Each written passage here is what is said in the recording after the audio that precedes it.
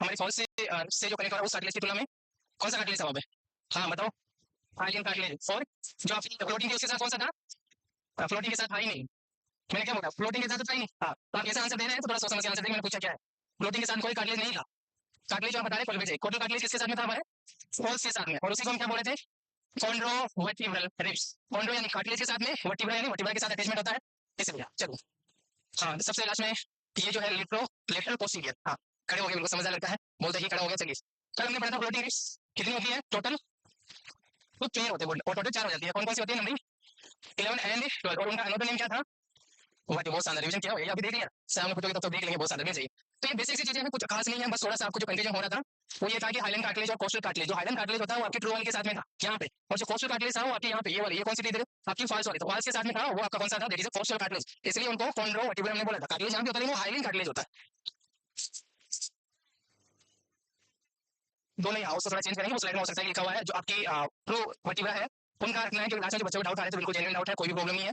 जो pro vertebra है उसका जो कार्टिलेज है आपका सिंपली हाइलैंड लिखिए ताकि आप कंफ्यूज नहीं हो, और वो इनडायरेक्टली जुड़ी होती है, तो उसका कोस्टल कार्टिलेज हमने लिखा था। कुछ भी कंफ्यूजन नहीं होना है। और कोई डाउट है? चलो करें स्टार्ट आगे। नेक्स्ट हम डिस्कस करेंगे रिप्स, और रिप्स में रिप्स होगी, रिप्स के बाद में हमने स्टेनम पढ़ रहे थे, तो स्टेनम का पोर्शन हम स्टार्ट करते हैं। अभी आप सांस ले सकते हैं। और ऑनलाइन वाले बच्चे आप सभी को भी गुड आफ्टरनून। हाँ, क्लास स्टार्ट हो गई है, कनेक्ट हो सकते हैं आप, कंटिन्यू। चलिए, स्टेनम हम डिस्कस कर रहे थे। स्टेनम को ये दूसरे नेम से क्या जानते हैं? यही हम डिस्कस कर रहे थे, ब्रेच मोड, क्योंकि इसकी जो लोकेशन होती है इन बिटवीन द ब्रेच होती है, इसलिए जो।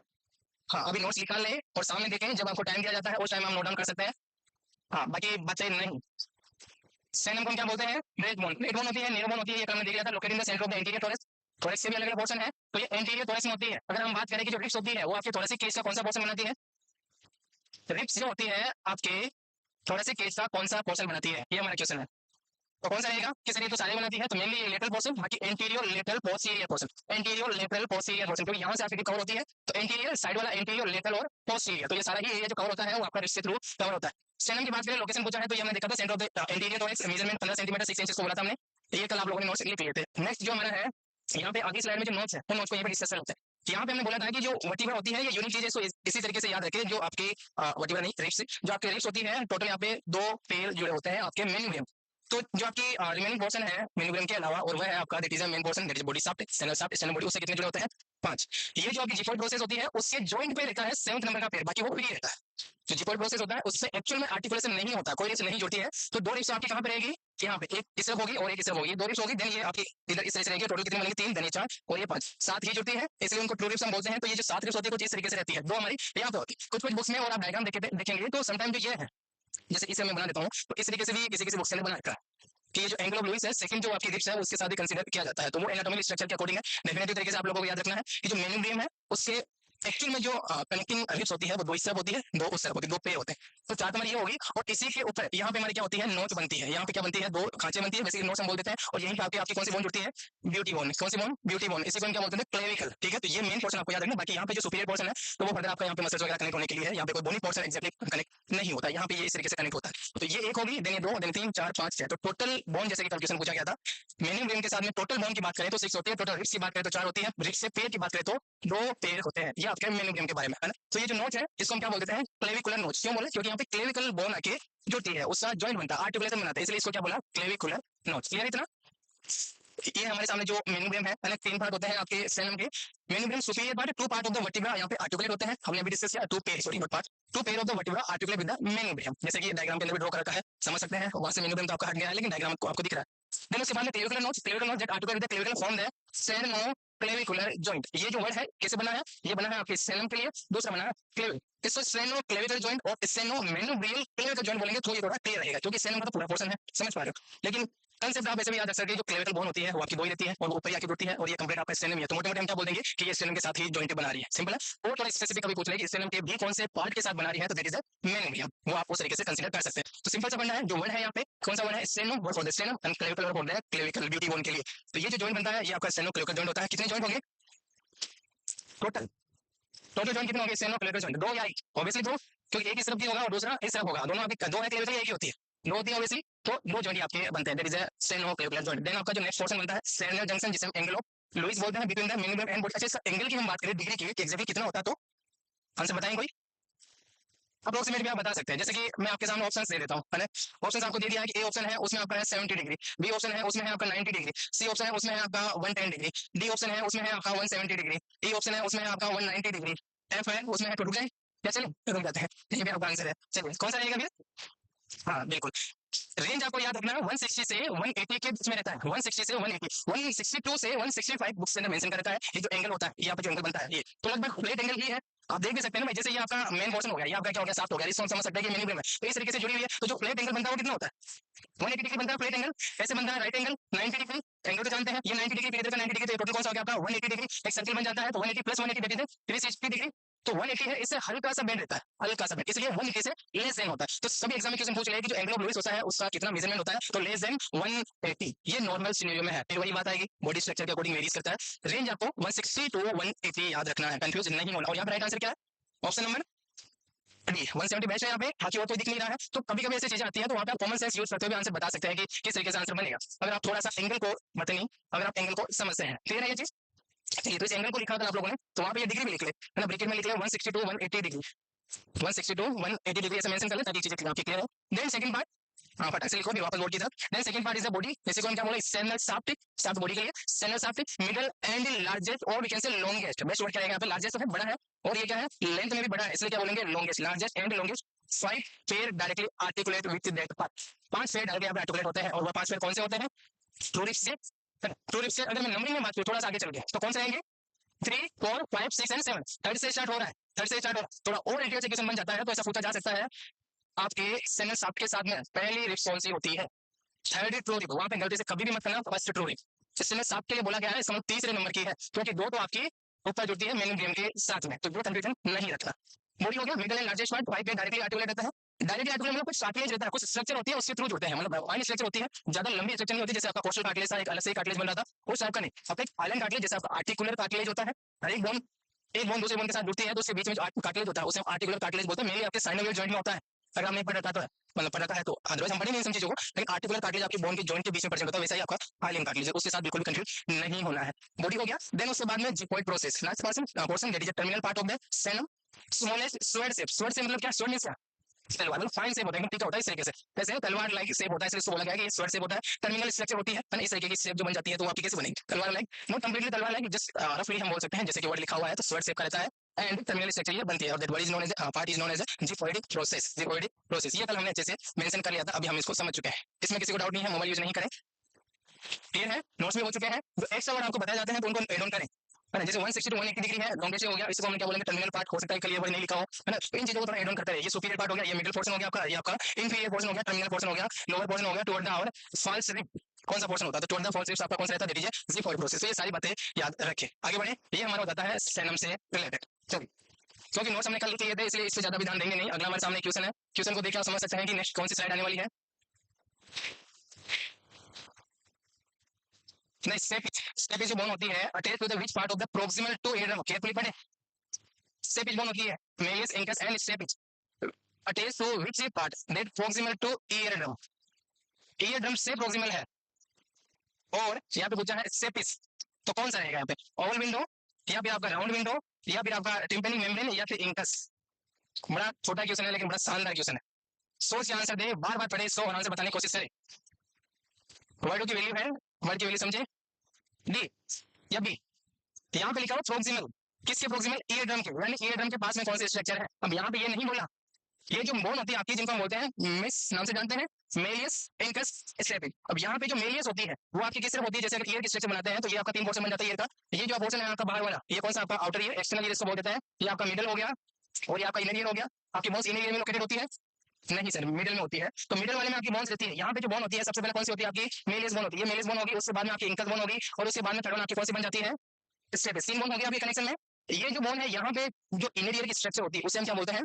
Oval window. राउंड विंडो के साथ कंफ्यूज नहीं हुए, राउंड विंडो यहाँ पे होती है, जो आपके इनर ईयर के अंदर जब एक्स्ट्रा एनर्जी बन जाती है, एक्स्ट्रा बैलेंस बन जाता है, तो उसको मेंटेन करने के लिए यहाँ से ट्रेवल होता है और नीचे की तरफ चला जाता है। कहाँ पे जाता है भाई? यहाँ से, हाँ, इस स्ट्रेचिंग ट्यूब से होता है आपका ऑयल कैविटी की तरफ चला जाता है ना, ये चीज आप फील करोगे। तो ये जो होती है वो आपकी राउंड विंडो होती है, अलग स्ट्रक्चर जुड़ा होता है यहाँ पे ओवल विंडो के साथ में। ओवल विंडो पार्ट है आपके इनर ईयर का, मिडल ईयर का नहीं है। यहाँ पे जो होती है वो आपका रहता है ईयर ड्रम, आउटर ईयर जो होता है उसमें क्या रहता है? ईयर ड्रम, इसी को हम क्या बोलते हैं? Tympanic membrane.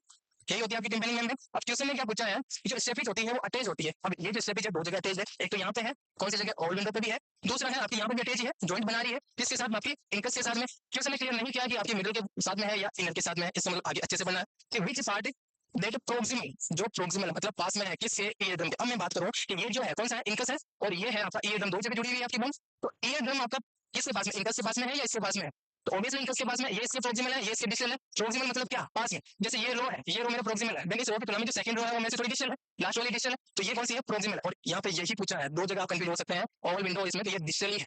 कंपेयर किससे किया, ईयर ड्रम से, कि ईयर ड्रम के प्रोक्सिमल कौन सी है, प्रोक्सिमल टू ईयर ड्रम, वह पार्ट जिससे आपकी इंकस जुड़ी होती है, कौन सा है, दैट इज इंकस। सॉरी आपकी जुड़ी होती है स्टेपिज, स्टेपिज जुड़ी होती है, पार्ट कौन सा, दैट इज इंकस। क्लियर है। ऑप्शन डी इसका डेफिनेटली राइट आंसर, कोई भी डाउट नहीं होना चाहिए। अब छोटा सा लगता है, क्वेश्चन बन जाते हैं, लेकिन क्वेश्चन ऐसे भी बन सकते हैं। तो हर एक वर्ड की वैल्यू, प्रोक्सिमल, डिस्टल, कौन सा पार्ट कहां पे लोकेटेड है, एक्सटर्नल ईयर के कौन कौन से पार्ट है, मिडिल ईयर के कौन कौन से पार्ट है, देन इनर ईयर के कौन से, बोन्स कहां पे रहती है, ये सारी बातें क्लियर करके रखें, है ना। लैंग्वेज को समझो, क्वेश्चन की भावनाओं को समझो, उसके बाद में चीजों को कवर करें। चलिए एरो साइकिल्स के बारे में एक छोटा सा नोट्स आप लोगों को दे देते हैं, वैसे आप ईएनटी के अंदर डिटेल से पढ़ते हैं। चलिए कितनी बोन होती है, छोटी बोन बोलते हैं। और क्वेश्चन होता है, ये जो क्वेश्चन था वैसे क्वेश्चन नहीं आएंगे, कभी हो सकता है कि एडवांस लेवल का कोई पेपर बन जाए जिसमें एग्जामिनर कुछ अलग लेवल पे या अलग मूड में हो, तो हो सकता है कि ऐसा पेपर बने। बाकी यहाँ से ओनली नेम से आता है, नेम की सीक्वेंस से क्वेश्चन आता है, कौन से पार्ट में लोकेटेड होती है वहां से क्वेश्चन आता है, और इनके बीच में इन बिटवीन कौन सा जॉइंट होता है उससे क्वेश्चन आता है, और इनके शेप से क्वेश्चन आता है कि पर्टिकुलर बोन का शेप कैसा है, वहां से ही क्वेश्चन आता है। वो टिपिकल लेवल के कभी बन जाते हैं जिसमें काफी ज्यादा सोचना पड़े, तो जैसे अभी आपने लास्ट क्वेश्चन देखा वैसे क्वेश्चन बन सकते हैं। थ्री टिनी बोन्स होते हैं located in the middle ear, और ये ईच ईयर की हम बात करें तो दो कान होते हैं ऑब्वियसली, तो आपकी टोटल 6 बोन हो जाएगी। Play critical role in the process of the hearing, mainly hearing में हालांकि नो डाउट बैलेंस के लिए भी कुछ लेवल तक रिस्पॉन्सिबल होती है, नॉट कंप्लीटली, बट मेनली ये जो वाइब्रेट होती है, इनके वाइब्रेशन की वजह से जो एनर्जी होती है, एक्सटर्नल ईयर वाली एनर्जी होती है, वो आपके मिडिल ईयर में, एक्सटर्नल ईयर में कौन सी एनर्जी होती है, अभी जो मैं बोल रहा हूँ आपके पास आ रही है वॉइस, कौन सी एनर्जी है, कौन सी एनर्जी है ये काइनेटिक, यहाँ पे कैसे यूज कर सकते हैं, मतलब मेरे वर्ड है आपके कानों तक जा रहे हैं, तो इसको आप सिंपली किस वे में लेंगे, कौन सी एनर्जी, कौन से वेव फॉर्म जा रहे हैं आपके पास, तो इस वेव फॉर्म को सिंपली आप एक तो ऑरिकुलर एनर्जी को बोला जाता है, दूसरे इसको साउंड एनर्जी, दो तरीके से याद रखें। तो ये साउंड एनर्जी है, साउंड वेव फॉर्म है, ऑरिकुलर एनर्जी भी इसको बोला जाता है। और ये एनर्जी आपके ईयर ड्रम के पास, ईयर ड्रम वाइब्रेट हुआ, उससे वाइब्रेट होने की वजह से आपके जो बोन्स है वो वाइब्रेट होती है, और वो साउंड एनर्जी को कन्वर्ट करती है मैकेनिकल एनर्जी। कौन सी, मैकेनिकल एनर्जी। मैकेनिकल एनर्जी आपके अंदर जाती है और वो आपकी ओवल विंडो को वाइब्रेट करती है, ओवल विंडो से जो आपकी अंदर जाती है इनर ईयर में, वो आपकी कौन सी बन जाती है, वो कौन सी बनती है, कौन सी, इलेक्ट्रिकल से पहले एक और होती है, बताओ भाई कोई तो बताओ। नो डाउट फाइनल जो है इलेक्ट्रिकली है, जो आपकी 8 नंबर की क्रीनियल लेवल लेके जाती है, वेस्टिबुलर कॉक्लिया जिसे हम बोलते हैं, वो आपकी 8 नंबर की लास्ट वाली जो है उसको लेके जाती है, लेकिन उससे पहले एंडोलिम्फ के अंदर लिम्फ है, फ्लूइड है, और फ्लूइड के लिए बताता है अकाउस्टिक, मैकेनिकल एनर्जी कन्वर्ट होती है अकाउस्टिक एनर्जी में। फिर फाइनली अकाउस्टिक एनर्जी आपकी ऑर्गेनोकोर्टाई, सुना है, ऑर्गेनोकोर्टाई आपके जो नर्व होती है उससे फाइबर्स होते हैं, एंडोलिम्फ के अंदर लोकेटेड होते हैं, वो जो सेंस होता है उनको ग्रास्प करता है और ब्रेन में भेज देते हैं। कौन से एरिया के पास जाते हैं, लोब की बात करें तो टेम्पोरल लोब, एरिया की बात करें तो कौन से एरिया के पास जाएगा, क्वार्निक्स एरिया, किसके पास जाएगा, क्वार्निक्स एरिया के पास। वापस वहां से सिग्नल जाएंगे ब्रोकाज एरिया के पास, और ब्रोकाज एरिया से वापस आपके सिग्नल आते हैं टंग के पास, और फिर आप बड़े प्यारे से वर्ड बोलते हैं। तो ये सारी एक केमिस्ट्री चलती है आपके नर्वस सिस्टम की, हम पढ़ रहे हैं सेरेब्रल सिस्टम, सारे सिस्टम में घूम के आ चुके हैं, ईयर पूरा देख लिया, उसके अलावा नर्वस सिस्टम जाके फिर वापस इधर आ गए, ये एक्चुअल में कहानियां होती है ना। तो आपको इसी तरीके से कोरिलेटेड रहना है सारी चीजों को, ह्यूमन बॉडी का यही पार्ट है, सारे सिस्टम एक दूसरे के साथ कोरिलेटेड है, तो किसका किसके साथ में कैसा रिलेशन है वो भी आप लोगों को थोड़ा बहुत पता होना जरूरी है। चलिए वापस आ जाए यहाँ पे, तो ये मेनली रोल किसमें प्ले करती है, हियरिंग के अंदर, और कौन सी एनर्जी, अगर एनर्जी की बात पूछो तो मैकेनिकल एनर्जी बनाने का रोल प्ले करती है, मैकेनिकल एनर्जी। मैकेनिकल क्यों यूज किया, क्योंकि यहाँ पे हार्ड पोर्सन है, जो बोन है वो हार्ड पोर्सन है, यहाँ पे मैकेनिकल एनर्जी काम करेगी, उनको आप बोन को टच कर सकते हैं, इसलिए यहाँ पे वर्ड यूज किया मैकेनिकल एनर्जी। समटाइम्स इसको फिजिकल एनर्जी भी बोला जाता है, best word is mechanical energy. Then कौन सी होती है, मेलियस, देन इंकस, और stapes.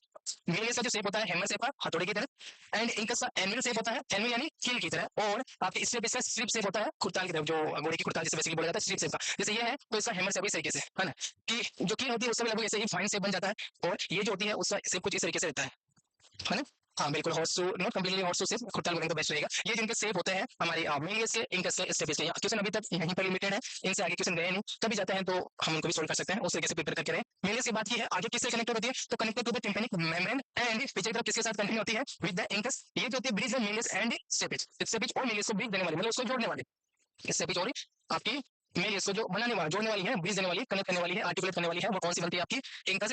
And last one is the stapes. Stapes क्या करती है, आपके कनेक्ट करती है Oval window two of the cochlea. हाँ मतलब पहले जो अगर हम प्रोक्सिमली बात करें तो नो डाउट आपका किसके साथ रहेगा, इंकस के साथ में, और आगे किससे कनेक्ट हो जाएगी, ओवल विंडो के साथ में, है ना। ऐसे भी लिखे या बिटवीन करके लिख ले, बिटवीन करके लिखे तो आप थोड़ा, ये जो लैंग्वेज है थोड़ी टिपिकल है, मैं इसको इजी करता हूँ। जो ये आपकी मेलियस है, मेलियस के लिए वर्ड लिखिए, मेलियस जो बोन है उसके लिए वर्ड लिखिए, जो मेलियस होती है लोकेटेड होती है बिटवीन द, बोलते जाए साथ साथ में, मेलियस किसके बीच में होती है, ईयर ड्रम एंड, और कौन सी रहेगी, इंकस बोन, इसके बीच में होती है। वहीं पे हम बात करें आपकी इंकस की, तो ये कहाँ पे होती है, between the malleus and stapes, इनके बीच में लोकेटेड होती है। वहीं हम बात करें आपकी स्टेपिज की, तो ये कहाँ पे लोकेटेड होती है, बिटवीन द कौन सी बोन रहेगी फ्रंट में आपकी? सेपिक नहीं, incus, incus and Oval window, ऐसे याद रखिए क्योंकि यही वर्ड लिखे होते हैं जो मैंने लिखे हैं, ये एग्जाम के वर्ड है बच्चों। एग्जाम के जो ऑप्शंस बनते हैं वो कुछ ऑप्शन ऐसे ही देखने को मिलते हैं, है ना। पीछे दिख रहा है लाइट बंद है शायद आप लोगों की, पीछे वाले बच्चे। हाँ, सामने तो दिख रहा है नो डाउट, आप जो लिख रहे हैं वो अपनी नोटबुक में लिखे, ऐसा नहीं कि दिख नहीं रहा दूसरे नोटबुक में लिख दे। ऐसा हो सकता है क्या? हो सकता है, क्यों नहीं हो सकता। कुछ कुछ तो लिख देते हैं, है ना, है ऐसे भी कुछ कुछ होंगे, है ना।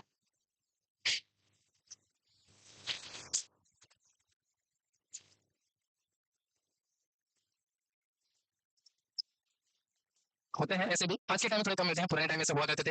जो पुराने आशिक होते हैं वैसे करते हैं, हमारा कुछ हो ना हो सनम आपका सब कुछ होना चाहिए, ऐसा होता है।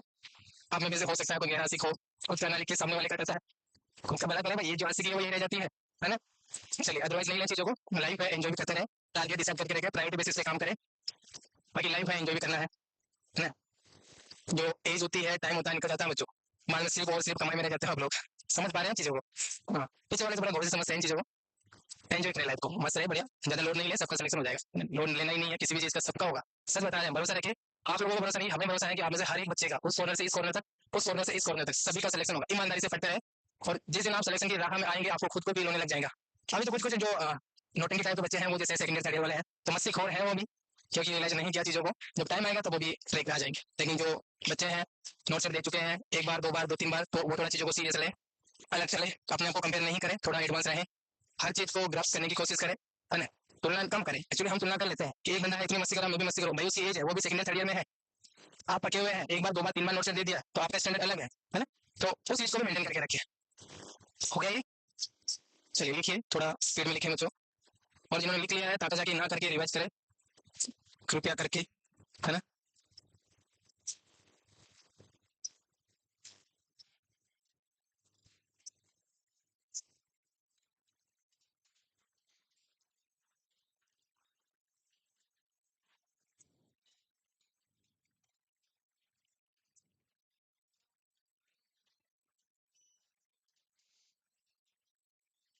हो गया, चलिए।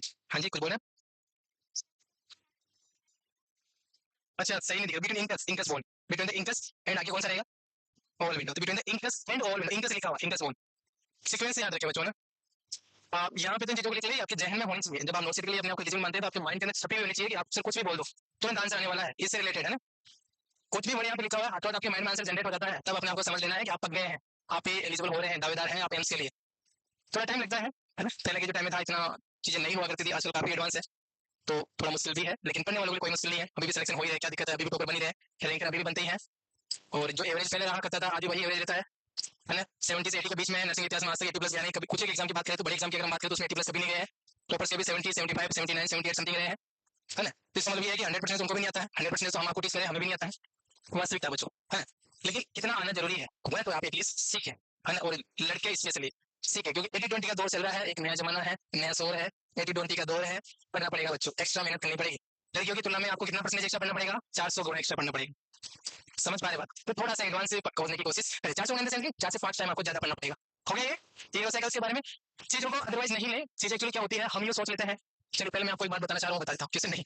एक्चुअली ये जो चीज है नो डाउट ठीक नहीं है, कुछ जो गलत होती है वो भी मानती है, कुछ गर्ल्स बाहर से मानती है अंदर से बड़ी खुश होती है, सच बात भी है, हाँ है सच है। कुछ लड़कियां हैं वो वास्तव में इस चीज को गलत मानती है कि सर हम ऐसा नहीं है कि हमें फेंक के दे दी जाए, हम एलिजिबल है, हम अपनी पोस्ट अपने दम पे ले सकते हैं ना, पढ़ के लेंगे, भले ही 20 हो या 100% नहीं हो, और कैसा भी एग्जाम हो। कुछ बच्चे ऐसे है कोई डाउट नहीं है, कुछ जो है उनके मन में ऐसा होता है, तो अदरवाइज इन चीज को नहीं ले। प्लस पॉइंट क्या है दोनों के लिए ही, पहले जो हुआ करता था 200 पोस्ट 300 पोस्ट, वाकई बता रहे हैं मंगलागिरी एम्स का जो पहला एग्जाम होता है जो हमने भी दिया है उसमें 188 पोस्ट थी, अगर आप में से पता है तो। 188 पोस्ट क्या हुआ इधर, 188 पोस्ट थी मंगलागिरी एम्स के अंदर, और उसमें भी सिलेक्शन हुआ, क्या दिक्कत है, उसमें भी सबका सिलेक्शन हुआ, मेरी 14 रैंक थी शायद, नोट शायद कंफर्म 14 रैंक थी, लेकिन मैं गया नहीं था वहाँ पे, क्योंकि मंगलागिरी भी जाते हैं, बट उससे पहले दिल्ली का रिजल्ट आ चुका था तो वहाँ पे चला गया। दिल्ली से जो है सपना होता है कि दिल्ली से जाना है, तो बठिंडा भी नहीं गए, रायपुर भी नहीं गए, मंगलगिरी भी नहीं गए, मैंने 4 एग्जाम दिए, उसके अलावा कोई एग्जाम दिए नहीं, एक एग्जाम ये दिया। तो ये लक भी होता है, कुछ कहीं ना कहीं किस्मत भी होती है, गुड फैक्टर भी होता है, जिस जगह आप हाथ रखते हो आपकी हो जाती है, ऐसा फैक्टर मेरे साथ कभी भी हो जाता है। बाकी सबसे बड़ी बात जो बताने की है वो ये है कि अभी आपके सामने साल में 2-2 बार अपॉर्चुनिटी आ रही है नोट सेट की, सबसे बड़ी अपॉर्चुनिटी, सबसे बड़ी बात है कि हम क्या करते हैं, कुछ नेगेटिव फैक्टर आ जाता है तो उसको तुलना करने के चक्कर में हम जो अच्छी चीजें हैं उनको भूल जाते हैं। और ये वास्तविकता है कि पहले इतनी अपॉर्चुनिटी नहीं होती थी, और होती थी तो लिमिटेड पोस्ट होती थी। अभी आपके सामने नोट सेट 2 बार आता है, और 2 बार में भी जो पोस्ट आती है 5-5 हजार पोस्ट आती है, मतलब सिलेक्शन कितने को लिया जाता है ना भाई, तो 4 से 5 हजार मान लेते हैं, 4 से 5 हजार पहुंच आती है, 5 है 3 हजार मान लो, 3 हजार भी अगर आपकी पहुंच आती है, उसमें आप 80-20 करते हैं तो 600 पहुंच, तो अगर 3 हजार के अकॉर्डिंग हम 20% की बात करते हैं 600 होती है, तो 600 पहुंच तो आपकी लड़कों की अलग से है ना भाई। तो उस तरीके से मैं पॉजिटिव ले सकते हैं, अपॉर्चुनिटी आपको फ्रीक्वेंटली मिल रही है, उस चीज को भी एंजॉय करें। पहले तो ये ऐसा हुआ करता था कि जो टॉपर्स है वो बार बार एग्जाम दे रहे हैं और वही सिलेक्शन ले रहे हैं, अभी तो ये है कि जो टॉपर्स है जो एग्जाम देते हैं वो निकल जाते हैं, फिर आप लोग आते हैं, एग्जाम देते निकल जाते हैं, आप लोग आते हैं। पहले भी होता है कि एक बंदे ने कम से कम 10 से 15 से 20 से बार सिलेक्शन ले लिया तो 20 पोस्ट तो वो ले गया ना भाई, 20 पोस्ट तो वो ले जा चुका। मैं इसी को थोड़ा गेस्ट मेरे को ठीक नहीं लगता है ना, इसी में हो सकता है कोई पसंद नहीं हो किसी को, चाहे मेरे कोई पसंद चीज बढ़िया नहीं लगती है, बिल्कुल नहीं लगती है। जो आपका टारगेट है उस टारगेट की तरफ बढ़ो, फालतू का दिखावा होने के 50 का सिलेक्शन ले लिया बजाय कि आपने 49 पोस्ट क्या की, ऑब्वियसली तो ये चीजें हो सकती है। और नो डाउट जो होते हैं सिलेक्शन लेने वाले उनके होते हैं कंटिन्यू, और आप में से निकलेंगे बच्चों, ऐसा नहीं है, गारंटी दे रहा हूँ। आप में से जिस बच्चे का सिलेक्शन नहीं हो रहा, काफी तपस्या कर रहा हो, एक बार उसका सिलेक्शन हो गया, उसकी साइकोलॉजी इस तरीके से सुधर जाएगी कि बाद में जो भी एग्जाम देगा वो सब एग्जाम में सिलेक्शन होगा, और ये साइकोलॉजिकल फैक्ट भी है, तो कोई बड़ी बात नहीं है, कोई बड़ी बात नहीं। एक बार आप दे देंगे, आप उसके बाद 10 एग्जाम देते 10 में एटलीस्ट आप 7-8 तो निकालेंगे ही निकालेंगे, है ना? तो ये कोई बड़ी बात नहीं है, एक बार सिलेक्शन लेना, उस जो रियलिटी का दौर है उसको तोड़ना है, और वो टूटेगा कैसे? रेगुलरिटी के साथ। मोटिवेशन ठीक है बच्चों, मोटिवेशन विद डिसिप्लिन है, और जो पॉजिटिव चीज होती है उससे फोकस करें, है ना, बजाय कि ये हो रहा है वो हो रहा है, ठीक है, लाइफ से अप्स एंड डाउन पार्ट है ना। ये तो आप लोगों से बढ़िया कौन जानता है, मेडिकल साइंस के आप स्टूडेंट है, लाइफ में हर चीज आती रहती है, चली जाती है, हमेशा खुशी है ये भी पॉसिबल नहीं है, हमेशा दुख है ये भी पॉसिबल नहीं है, दोनों चीज आती रहती है। जब दोनों चीजें नहीं आती तो लाइफ में एंजॉय भी नहीं होता है, आप परेशान हो जाते हैं। हर रोज आप मीठा मीठा खा रहे हैं तो एक दिन आपको मन करेगा या थोड़ा तीखा भी खाए, हर रोज आप तीखा खा रहे हैं तो एक मन होगा कि आज मीठा भी खाए, तो ये लाइफ का पार्ट है, कुछ साइकोलॉजी। अभी तो सर ना तो मीठा मिल रहा है ना तीखा मिल रहा है, मिलेगा यहाँ पे फोकस करो। चलो आप अपनी सलाइवा को सिगरेट नहीं करें, सलाइवा ग्लैंड को कंट्रोल में रखें, टीचर को देख के डिमांड नहीं करें, कितनी ही तपस्या कर ले नहीं खिलाया जाएगा। ट्यूशन पढ़े, ट्यूशन वर्टिब्रा के बारे में है, और आगे हमारा जो चैप्टर स्टार्ट हो रहा है नेक्स्ट, दैट इज वर्टिब्रा, हमारा जो एक्सियल स्केलेटल है उसका लास्ट पोर्शन है। हमें आंसर भी देना है, तो क्वेश्चन तो पढ़ने दो पहले, चलिए आराम से पढ़ लीजिए। Read the statement in the lateral view the cervical vertebra is bent inward, lateral view होता है साइड से आप देखते हैं तो cervical vertebra आगे की तरफ झुकी हुई होती है, इनवर्ड बेंड होता है, क्या सही बात है? सेकंड स्टेटमेंट बोल रहा है thoracic and lumbar curve are the convex, thoracic और जो लंबर होता है वो आपका कॉन्वेक्स शेप का होता है, कॉन्वेक्स कॉनकेव, आधे बच्चे तो यही उलझ जाते हैं कि कॉन्वेक्स कौन सा है कॉनकेव कौन सा है, इनको भी आप क्लियर करेंगे आज ही। थर्ड स्टेटमेंट है the cervical and lumbar, cervical and lumbar are the bulging out, जब वो बेंड होगी अंदर की तरफ तो बल्जिंग आउट होगी, तो ये बात कहीं ना कहीं सही है, मैं भी बताता हूँ आप लोगों को अच्छे से। Anterior posterior view of the spine is the strength, अगर आप आगे से पीछे या पीछे से आगे दोनों बन सकते हैं, एंटीरियर पोस्टीरियर और पोस्टीरियर एंटीरियर। अब मैं आपके सामने सीधा खड़ा हूं तो आप मेरे को देखिए, मेरी वर्टिब्रा आप लोगों को सीधी दिखेगी, हालांकि आप लोगों में दिव्य ज्योति नहीं है, हमारे में दिव्य ज्योति है, हम देख सकते हैं।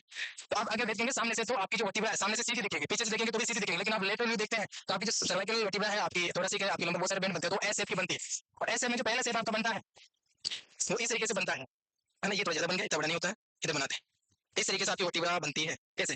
ये यहाँ तक जो है वो आपकी क्या है सर्वाइकल, ये जो है यहाँ पर क्या है आपकी थोरासिक, यहाँ पर क्या है लंबर, और ये आपका इस तरफ से सेक करो, और यहाँ पे से हल्का सा होता है वो आपकी कोकिक्स। मेनली 4 वर्टिब्रा हम डिस्कस करेंगे, कोकिक्स इसी का ही पार्ट होता है। ये आपका व्यू अब ये मैंने बनाया है जो ये कौन सा पोर्शन है, एंटीरियर पोस्टीरियर, ऑब्वियसली एंटीरियर, और ये क्या है पोस्टीरियर व्यू है, मतलब ये आगे की तरफ है, पर्सन इस तरीके से है, मतलब ये पर्सन का फेस है इस तरीके से, मतलब इस तरीके से है पर्सन, मतलब ये आगे की तरफ है, मोस्ट का इस तरफ है। तो जो सर्वाइकल वर्टिब्रा है वो इस तरीके से क्या रहती है, बेंड रहती है इनवर्ड, बॉडी के अंदर आगे की तरफ बेंड रहती है, और ये बेंड है तो यही आपका शेप कैसा बना रही है, कॉन्वेक्स शेप, पहले दोनों वर्ड क्लियर करें। एक होता है कॉन्वेक्स और एक होता है कॉनकेव, दो वर्ड होते हैं ये आपके सामने दो, इनमें ये जो है कॉन्वेक्स, ये कौन सा है कॉन्वेक्स, इसी को हिंदी में बात करें तो उत्तल, और ये कौन सा कॉनकेव, इसको हम क्या बोल देते हैं अवतल। अरे उत्तल और अवतल लेंस पढ़े थे कि हम इनको बोल देते हैं, अच्छा पढ़े थे तो बताओ, यहाँ पे जब आपकी रेज आती है तो रेज यहाँ पे आने के बाद में ऊपर की तरफ डाइवर्ट हो जाती है या एक पॉइंट पे आती है? हाँ, इसलिए आप आई के अंदर डिसऑर्डर पढ़ते हैं तो वहाँ पे जो आपके रिफ्लेक्टिव एरर होते हैं उनके अंदर जो लेंस पढ़ते हैं, तो यहाँ पे आप देखते हैं तो इसमें अगर इसकी हम बात करें कॉनकेव की तो इसमें से इस तरीके से बनते हैं, एक पॉइंट पे जाके बनता है, लेकिन जब इनकी बात करें किसके कॉनकेव की तो इस तरीके से डाइवर्ट हो जाती है। ये हमने 10 प्लस की क्लास में बहुत शानदार तरीके से पढ़ा था, अभी भी आपकी आई की एनाटॉमी और उसके ट्रीटमेंट में हम काम लेते हैं। चलिए वापस यहाँ पे जाए, तो ये जो शेप है वो कैसा है कॉन्वेक्स शेप। अब इसका मैं एक पोर्शन ले लेता हूँ ये वाला, तो इसका ये जो एक पोर्शन है इसको हमने क्या बोला कॉन्वेक्स शेप, इसका हम यहाँ पे हाफ पोर्शन ले लेते हैं, तो ये जो हाफ पोर्शन यहाँ पे बनेगा ये आपका कौन सा बन जाएगा, तो अभी मैं इसको शेप दो तरीके से, तो ये कौन सा बन गया कॉनकेव, ये कौन सा बन गया कॉन्वेक्स, ये कौन सा बन गया आपका कॉन्वेक्स, ये कौन सा बन गया आपका कॉनकेव, है ना। इनको अगर आप पूरा बनाते हैं इस तरीके से, ये वाला इस तरीके से बनाते हैं तो ये क्या हो गया कॉनकेव। पहले वर्ड में फोकस करें, सारे डिटेल से लिखा हुआ भी है, नोट सारे मिलेंगे आप लोगों को भी, पूरा डिटेल से इमेज भी है, लेकिन इन दोनों वर्ड को समझे कि किस तरीके से रिलेशन में होते हैं। तो ऑलवेज रिमेंबर कि जो आपकी सर्वाइकल वर्टिब्रा होती है वो इस तरीके से रहती है, बेंड रहती है आगे की तरफ, तो बेंड इनवर्ड रहती है, जब आगे की तरफ झुकी है तो पीछे की तरफ क्या है उभरा निकला हुआ, ये तीसरा स्टेटमेंट है। द सर्वाइकल एंड लंबर कर आर द बल्जिंग आउट, वो बल्ज आउट रहता है नॉर्मली भी, समझ पा रहे इस वर्ड को कि जब इस तरीके से आगे झुकी रहेगी, जो पहला स्टेटमेंट बोल रहा है कि बेंडिंग इनवर्ड है, तो ये जो पीछे पोर्शन है वो क्या बल्ज आउट हो गया, अरे आप ऐसे बैठे हो तो बल्ज आउट हो जाएगा ना भाई, वो बाहर निकल गया पीछे। इसी के साथ आप एक डिजीज पढ़ते हैं काइपोसिस, काइपोसिस में क्या होता है किस्सा थोड़ा सा, तो थोड़ा सा यूजुअली कैसी होती है आपकी यहाँ पे लिखा हुआ है कौन यूजुअली नॉर्मली कॉनकेव शेप की होती है, वो बल्जिंग इन होती है। इस तरीके से रहती है, आप यहाँ से देखेंगे तो बल्जिंग इन होती है, लेकिन जब काइपोसिस हो जाता है तो उसमें वो बल्जिंग आउट हो जाती है। वो जो कुबड़ होती है वैसे बाहर निकल जाती है, तो वो बल्जिंग आउट की वजह से बोलते हैं। ये क्वेश्चन भी बनता है कि काइपोसिस में किस तरीके का शेप होता है, तो वहाँ पे आपकी जो थोरेसिक वर्टिब्रा है उसका बल्जिंग आउट हो जाता है। समझ पा रहे हैं वर्ड? चलिए इनको आगे डिटेल में पढ़ने वाले हैं। तो नॉर्मल एनाटॉमी की जो बातें की जा रही है यहाँ पे वो ये है, ये स्टेटमेंट आपका सही है, ये स्टेटमेंट आपका गलत है। जो थोरासिक है और लंबर का दोनों कॉन्वेक्स है, तो ये आपका कॉनकेव है और लंबर आपका नो डाउट कॉन्वेक्स होता है। दो बिल क्लियर रखे, जो आपकी सर्वाइकल है और आपकी लंबर है दोनों कॉन्वेक्स शेप की होती है, और आपकी जो थोरेसिक है और सेक्रम है वो दोनों आपकी कॉनकेव होती है। दैट्स इट, ये दो चीजें याद रखें। तो इसमें आधा सही है आधा गलत है, तो ये हम क्या मानेंगे इसको कि ये गलत है। ये वाला thoracic and lumbar curve are convex, तो गलत बात है। लंबर का कर्व नो डाउट कॉन्वेक्स होता है, लेकिन थोरेसिक का कॉन्वेक्स नहीं होता है, वो कॉनकेव होता है। कॉन्वेक्स हो जाता है तो वहाँ पे काइपोसिस बन जाता है, जिसे हम बल्जिंग आउट बोल रहे हैं। तो ये स्टेटमेंट गलत है। द सर्वाइकल एंड लंबर का बल्जिंग आउट सही बात है, बिल्कुल कुछ भी डाउट नहीं है। एंड क्लियर पोस्टेड व्यू आपका सही। तो फर्स्ट थर्ड और फोर्थ लिखा हुआ है, डी इज राइट आंसर। सही पूछा है, सेलेक्ट द करेक्ट स्टेटमेंट, बिल्कुल डी हमारा राइट आंसर है। समझ गए? ये हमारी वर्टिब्रा की नॉर्मल एनाटॉमी के बारे में है। अब आपकी खोपड़ी घूम गई है, अब आपका ध्यान रहेगा यहाँ पे। वर्टिब्रा को आप डिटेल से पढ़ेंगे, और ये जो क्वेश्चन लाने का रीजन है वो यही है। और जब मैं पढ़ेगा तो अभी भी पढ़ते हैं, लेकिन जब स्टूडेंट टाइम में थे तो जो पढ़ने का मेरा पैटर्न था पर्सनली मैं थोड़ा बताऊं आप लोगों को, यही था। पहले मैं क्वेश्चन देखता था जो बिल्कुल नहीं आते हैं, फिर बाद में अच्छे से थ्योरी पढ़ते थे, उसके बाद में फिर क्वेश्चन पढ़ते थे। तो तीन पैटर्न फॉलो, पहले एमसीक्यू जो बिल्कुल नहीं आते हैं, वहां से आप वर्ड पकड़ते हैं कि कैसे कैसे वर्ड आता है, उनकी वजह से आपका थ्योरी में अच्छे से फोकस बन जाता है। आप डायरेक्टली थ्योरी पढ़ते हैं तो उतनी चीजें नहीं पढ़ पाते जितनी एक्चुअल में आपको पढ़ना चाहिए। यही होता है, आपको कोई भी बुक देता है तो आप वो चीजें नहीं पढ़ पाएंगे, लेकिन आपको बोले कि उस बुक में उस टॉपिक में ये लाइन है ये वर्ड है, तो आपका कंसंट्रेशन उसमें बड़ा अच्छे से जाता है। यही रीजन होता है कि पहले एमसीक्यू उसके बाद में थ्योरी, देन उसके बाद में एमसीक्यू। ये फॉलो करते हैं पैटर्न को, तो चीजें आपकी बहुत शानदार हो जाती है। और उसी का एक बात मैं आपके सामने डिलीवर भी कर रहा हूँ कि पहले आपने एमसीक्यू देखा है पर्टिकुलर वर्टिब्रा के बारे में। नाउ अब हम डिटेल से डिस्कस करते हैं वर्टिब्रल कॉलम के बारे में, स्पाइन के बारे में। क्लियर है चीजें? चलिए,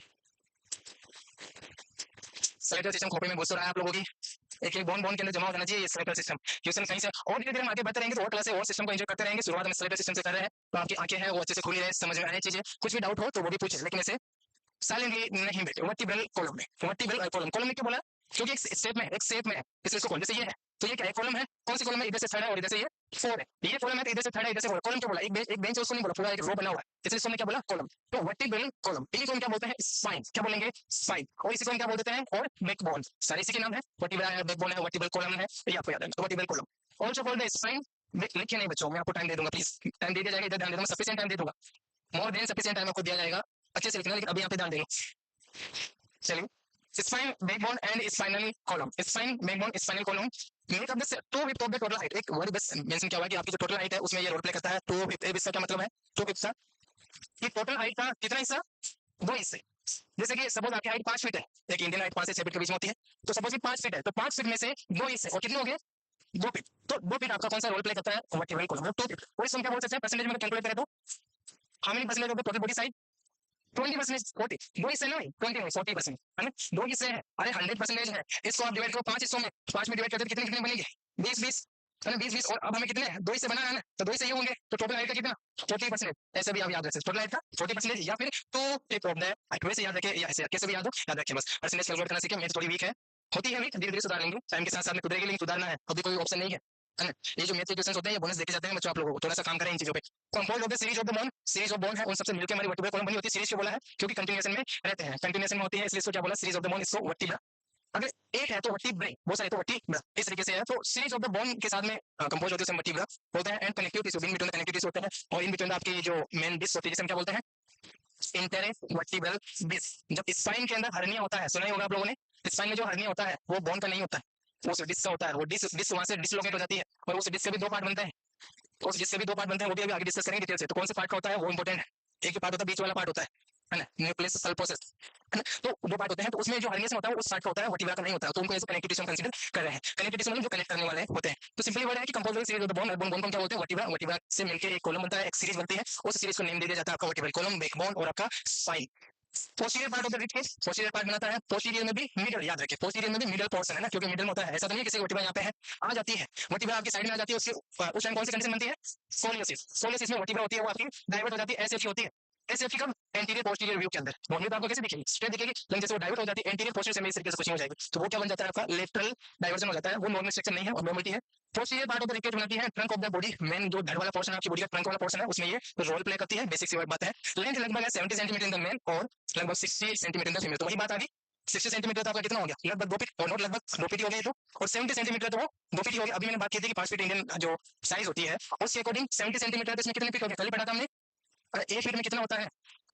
1 फीट इक्वल टू 1 फुट हम बोलेंगे बेसिकली, फीट नहीं, 1 फुट इक्वल टू 30 सेंटीमीटर। तो यहाँ पे कितने हैं, तो लगभग ये हमारा कितना हो जाएगा, 2 फीट प्लस हो जाएगा, और ये आपका लगभग 2 फीट हो जाएगा, है ना। तो ये आपकी हाइट होती है। तो आप उस तरीके से भी याद रख सकते हैं, और आप डायरेक्टली भी याद रख सकते हैं कि इंडियन में वर्टिब्रा की हाइट क्या होती है, मेल में अबाउट लगभग 70 65 भी हो सकती है, 75 भी हो सकती है। जो वर्ड है वो एक एवरेज यहाँ पे मेंशन किया है ना। अच्छा, रेंज और एवरेज में क्या डिफरेंशिएशन होता है, एक वर्ड होता है रेंज, एक होता है एवरेज। हाँ ठीक है, समझ पता तो है, मेरे को तो नहीं समझ में आप क्या बोल रहे हैं। रेंज मीन्स होता है लोअर डाटा और अपर डाटा के बीच का डिफरेंस, दैट इज रेंज। जैसे आपकी क्लास की रेंज है कि एक बच्चा जिसके 100 में से 50 नंबर आ रहे हैं और दूसरा बच्चा जिसके 100 में से 80 नंबर आ रहे हैं, तो 50 से 80 के बीच का जो डिफरेंस है वो आपका एक रेंज हो गया, ये आपका 50 से 80 रेंज हो गया। एवरेज की बात करें तो मिडिल मोस्ट औसत वैल्यू, एवरेज मतलब औसत राशि का योग बटा राशि की संख्या परिणाम में, तो वो आपका क्या एवरेज, तो ये एक एवरेज है, बीच की वैल्यू है, बीच की वैल्यू। तो यहाँ पे 65 भी हो सकती है और 75 भी, वैसे आपके यहाँ पे 55 भी हो सकती है और 65 भी हो सकती है वुमन के अंदर। ये आपकी वी कैन से लेंथ होती है वर्टिब्रा की। इसके बाद में आगे स्लाइड में है, इनको लिखिए थोड़ा फटाक से, लिखिए स्पीड मेंटेन करते हुए लिखिए, ऑनलाइन वाले बच्चे भी लिखिए। हाँ सभी बच्चों को गुड आफ्टरनून। नोट्स बनाते रहे, एक्स्ट्रा पॉइंट जो बताते हैं उनको खास तौर पर लिखें। 250 जो मैंने बताया था उससे ब्रैकेट में 40% भी लिख लें, 250 आगे ब्रैकेट बना के उसमें लिख लें 40% of total height, 40% of total height bracket में लिखें। देन कंटिन्यू के नोट्स।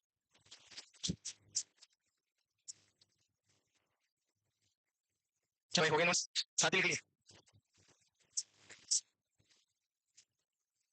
बताते हैं सर्वाइकल वर्टिब्रा के कौन से लेवल पे आपकी हाइपर बोन होती है। हाँ, two part of that vertebra क्यों लिखते हैं पे, ये वर्टिब्रा आ गया वहाँ पे, नहीं वर्टिब्रा नहीं हो गया, ब्रिक्स होगा बेसिकली।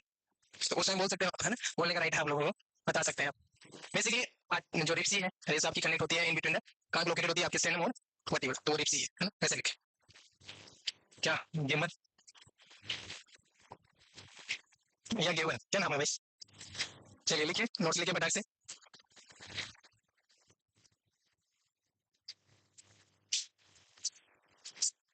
हाँ यहाँ पे मैंने बताया था ना, मैं तो एक्सपीरियंस बोल जाता हूँ इन सब चीजों को। ये जो नोच है यहाँ पे आपके क्लेविकल रहेगी, यहाँ पे क्लेविकल रहेगी, और यहाँ पे ऊपर मसल्स वगैरह होती है, बोन यहाँ पे कोई है नहीं। तो ये नोच है क्योंकि ट्रांसफर बनी हुई है, एक नोच पे यहाँ पे क्लेविकल रहेगा, दूसरे पे क्लेविकल, और ये बीच वाली है मिडिल नोच, यहाँ पे आपके ऊपर की जो मसल्स वगैरह होती है वो कनेक्ट होता है। हाँ हाइट बोन के बीच वाली जो मसल्स वगैरह, यहाँ पे पूछ लीजिए आप।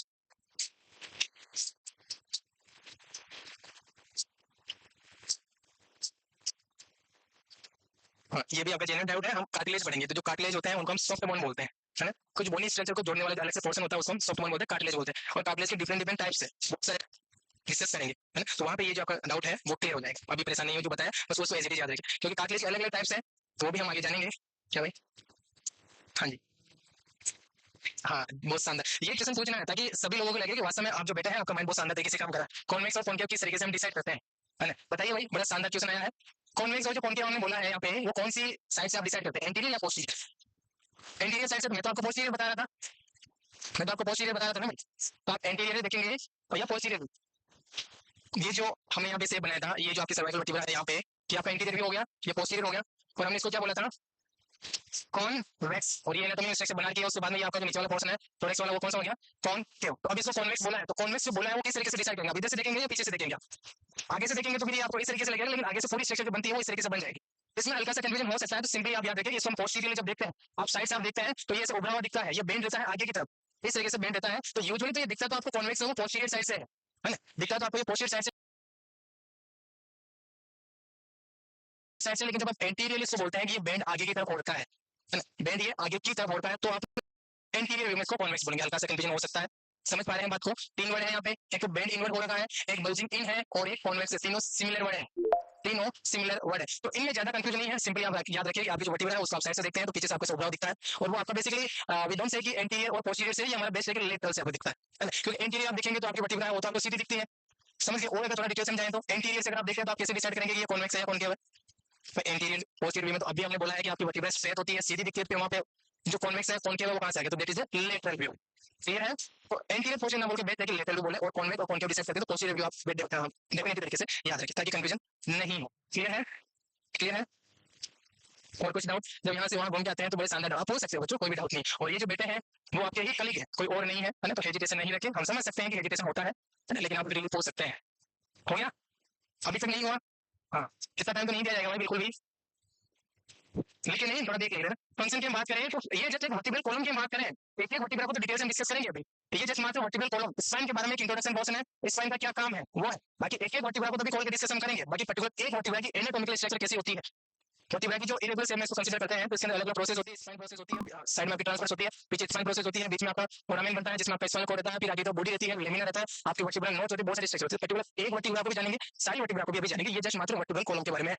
वर्टिब्रल कॉलम का फंक्शन क्या है? फ्लेक्सिबल स्ट्रक्चर होती है, कैन मूव फॉरवर्ड, आगे की तरफ मैं झुक सकता हूँ, पीछे की तरफ हो सकते हैं, साइड में हो सकते हैं, रोटेट हो सकते हैं, सर्कमडक्शन नहीं कर सकते, सर्कुलर मूवमेंट इसमें नहीं होता ऐसा कि पूरी वर्टिब्रा से घूम के वापस ऐसे हो गए नहीं। आप घूम सकते हैं, इस तरीके से घूम सकते हैं आप, इस तरीके से आपके जो लिगामेंट्स है, ये जो वर्टिब्रा है, वर्टिब्रा की जो प्रोसेस है अभी हम आगे पढ़ेंगे, वर्टिब्रा की जो प्रोसेस है उस वो लिगामेंट के थ्रू कनेक्टेड होती है। साइड में जो होती है वो आपकी ट्रांसवर्स प्रोसेस होती है, वो आपकी साइड वाले लिगामेंट्स से होती है, पीछे की तरफ आपकी स्पाइनस लिगामेंट्स होती है। तो आपके लिगामेंट कितने फ्लेक्सिबल है, आप कितने एक्सरसाइज करते हैं उसके अकॉर्डिंग आप झुक सकते हैं, साइड हो सकते हैं, दाईं तरफ हो सकते हैं, तो वो आपका क्या बनता है? मूवमेंट। तो फॉरवर्ड मूवमेंट कर सकते हैं, बैकवर्ड मूवमेंट हो सकता है, साइड में कोई कैसे लेटरल मूवमेंट हो सकता है और रोटेटरी मूवमेंट हो सकता है। देन उसके बाद में enclose and protect the spinal cord, इसका ये भी फंक्शन है कि स्पाइनल कॉर्ड को एनक्लोज करके रखती है, उसको सराउंड करके रखती है, उसको प्रोटेक्शन प्रोवाइड करती है।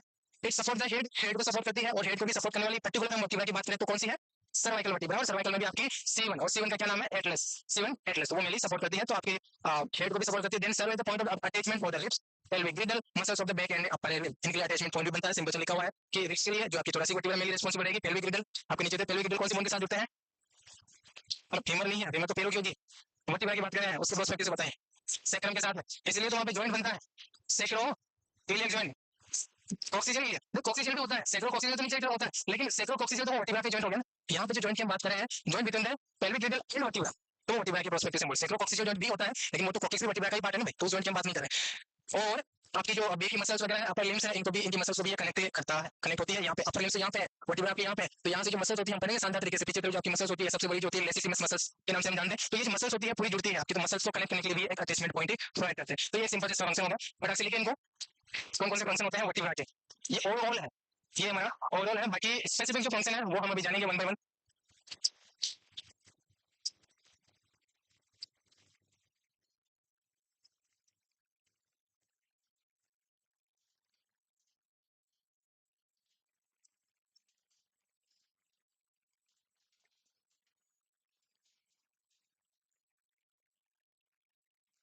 होनेस्टली दिखाए, है ना, और थोड़ी आप लोगों की शिकायत जो आती है तो इधर उधर के माहौल से भटके नहीं, है ना, अपने आप को डाइवर्ट नहीं करें।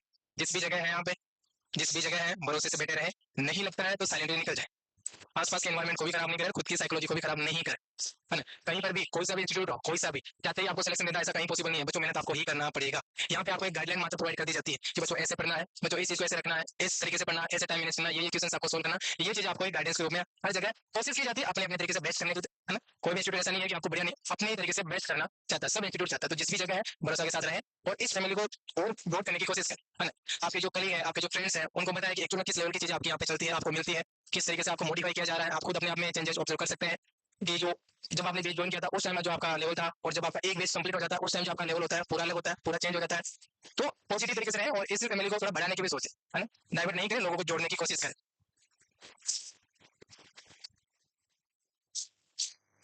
हो गया। और जो पर्सन अपने आप के साथ ईमानदार रहता है, या जिस पर्सन के साथ ईमानदार रहता है, उस पर्सन के साथ जो आपको कुछ ना कुछ प्रोवाइड कर रहा है, तो वैसे भी उसकी चीज पक्की है ना। अगर आपकी नीयत साफ है, आपका मन अच्छा है ना, तो वैसे भी आपकी तरक्की कोई रोक नहीं सकता, आप वैसे भी निकल जाएंगे। और इस चीज को मैं बहुत अच्छे से मानता भी हूँ कि आपकी नीयत अच्छी है तो आप नहीं रोक सकते। बहुत कुछ आता है, नीयत ठीक नहीं है, पता नहीं 17 चीजें भरी पड़ी है, इसकी मुझे उसकी वो खोट हो रखी है, तो मुश्किल है बच्चों। ये तो नीयत भी साफ रखे, है ना, अच्छी सोच अच्छे विचार रखे। हो गया ये सर, ये वर्ड कहाँ से बोल रहे हैं हमारे लिए आप, है ना, लग रहा है इधर वालों को कि सर ऐसे वर्ड बोल रहे हैं। सीखोगे बच्चों टाइम के साथ, अभी जो एज है, अभी जो आपका पढ़ाई चल रहा है उसमें ये वर्ड थोड़े हो सकता है कि ऊपर से जाते हो, टाइम आएगा तब सब चीजों की वैल्यू पता चलेगी, जितना जल्दी चले उतना बेटर है। अच्छा, इसको हम डिस्कस करते हैं। मैं सोच रहा हूँ कोई क्वेश्चन आ गया हमारे सामने। नेक्स्ट है हमारे सामने the total number of vertebra during early development is there 33। Early development की बात करें इसका मतलब है कि ये आपके शुरुआती पीरियड की बात करें, आपके न्यूबॉर्न टाइम की बात करें, धीरे धीरे आपके इन्फेंटाइल एज फ्यूजन स्टार्ट कर देता है, तो वहाँ पे 33 होती है। लेकिन अडल्ट की हम बात करें तो 26 होती है, और ये मैंने आपको बताया भी है कि जैसे अडल्ट की हम बात करें और हम बात करें दूसरा आपके न्यूबॉर्न की, eight the time of birth की बात करें, eight the time of the birth की बात करें, तो वर्टिब्रा जो होती है सबसे ऊपर कौन सी होती है? सर्वाइकल, देन आपकी थोरेसिक, लंबर एंड आपके सेक्रम और कॉक्सिक्स, ये वर्टिब्रा होती है। अडल्ट के पर्सपेक्टिव से हम बात करें तो अडल्ट में कितनी होती है? सर्वाइकल 7, ये कितनी होती है? 12, ये कितनी होती है? 5, और ये 1, और ये 1, यहाँ पे ये 7 होती है, देन ये 12 होती है, 5 और 7, इनको आप एड ऑन करेंगे तो टोटल आपकी 33 बनती है, इनको आप एड ऑन करेंगे तो 26 बनती है। क्वेश्चन कैसे पूछा जाए उसके अकॉर्डिंग आपको आंसर बताना है, कुछ भी डाउट कंफ्यूजन नहीं रखना है, जैसा क्वेश्चन वैसा आंसर। तो अडल्ट के अंदर 26 वर्टिब्रा होती है और 33 आपकी अर्ली पीरियड के अंदर रहती है as a child grow several vertebra in the sacrum and cortex region. Fluids कितनी कितनी होती है वो भी आपको याद रखना। सेक्रम में 5 फीट होती है और आपकी कॉर्टेक्स में 4 जुड़ के 1 बनाती है।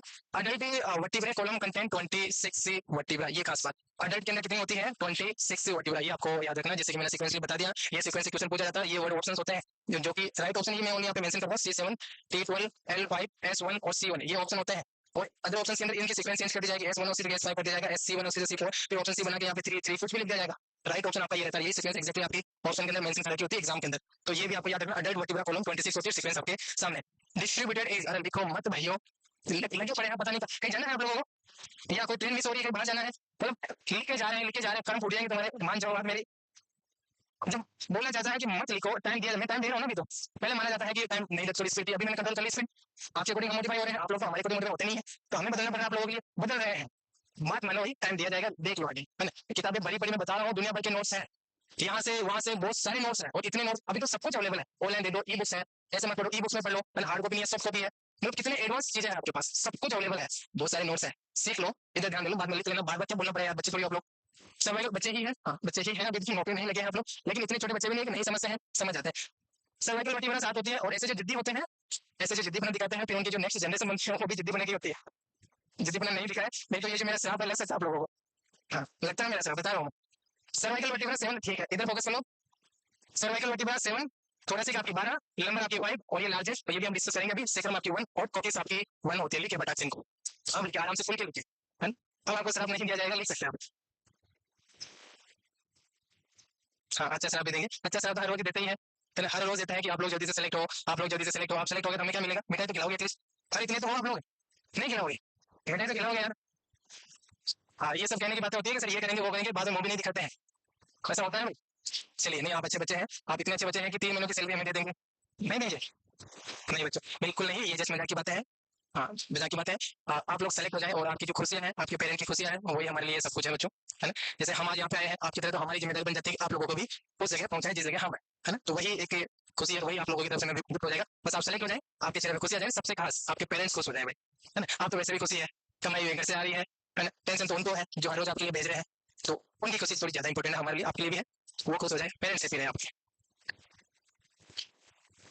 बड़ी सुकून की लाइफ है, सच बता रहे हैं, नर्सिंग वालों की हम क्या कंपेयर कर लेते हैं, नर्सिंग को, नर्सिंग जो कैडर है हमारा, नर्सिंग फील्ड है, उसको हम कंपेयर कर लेते हैं डॉक्टर्स के साथ में, नो डाउट है जो हमारा सोसाइटी है उसके अंदर जो डेजिग्नेशन है और एक बहुत स्टिग्मा बना हुआ है, वो तो नर्सिंग वालों कैसे बोलते थे, नर्सिंग वाला ठीक है, और एक डॉक्टर से वो रिस्पेक्ट है, और नो डाउट रिस्पेक्ट होना भी है, क्योंकि उन्होंने एक्स्ट्रा मेहनत की है, एमबीबीएस की है, मैंने उससे पहले नीट वगैरह का एग्जाम दिया है, उसके बाद में भी वो कंटिन्यू मेहनत करी है।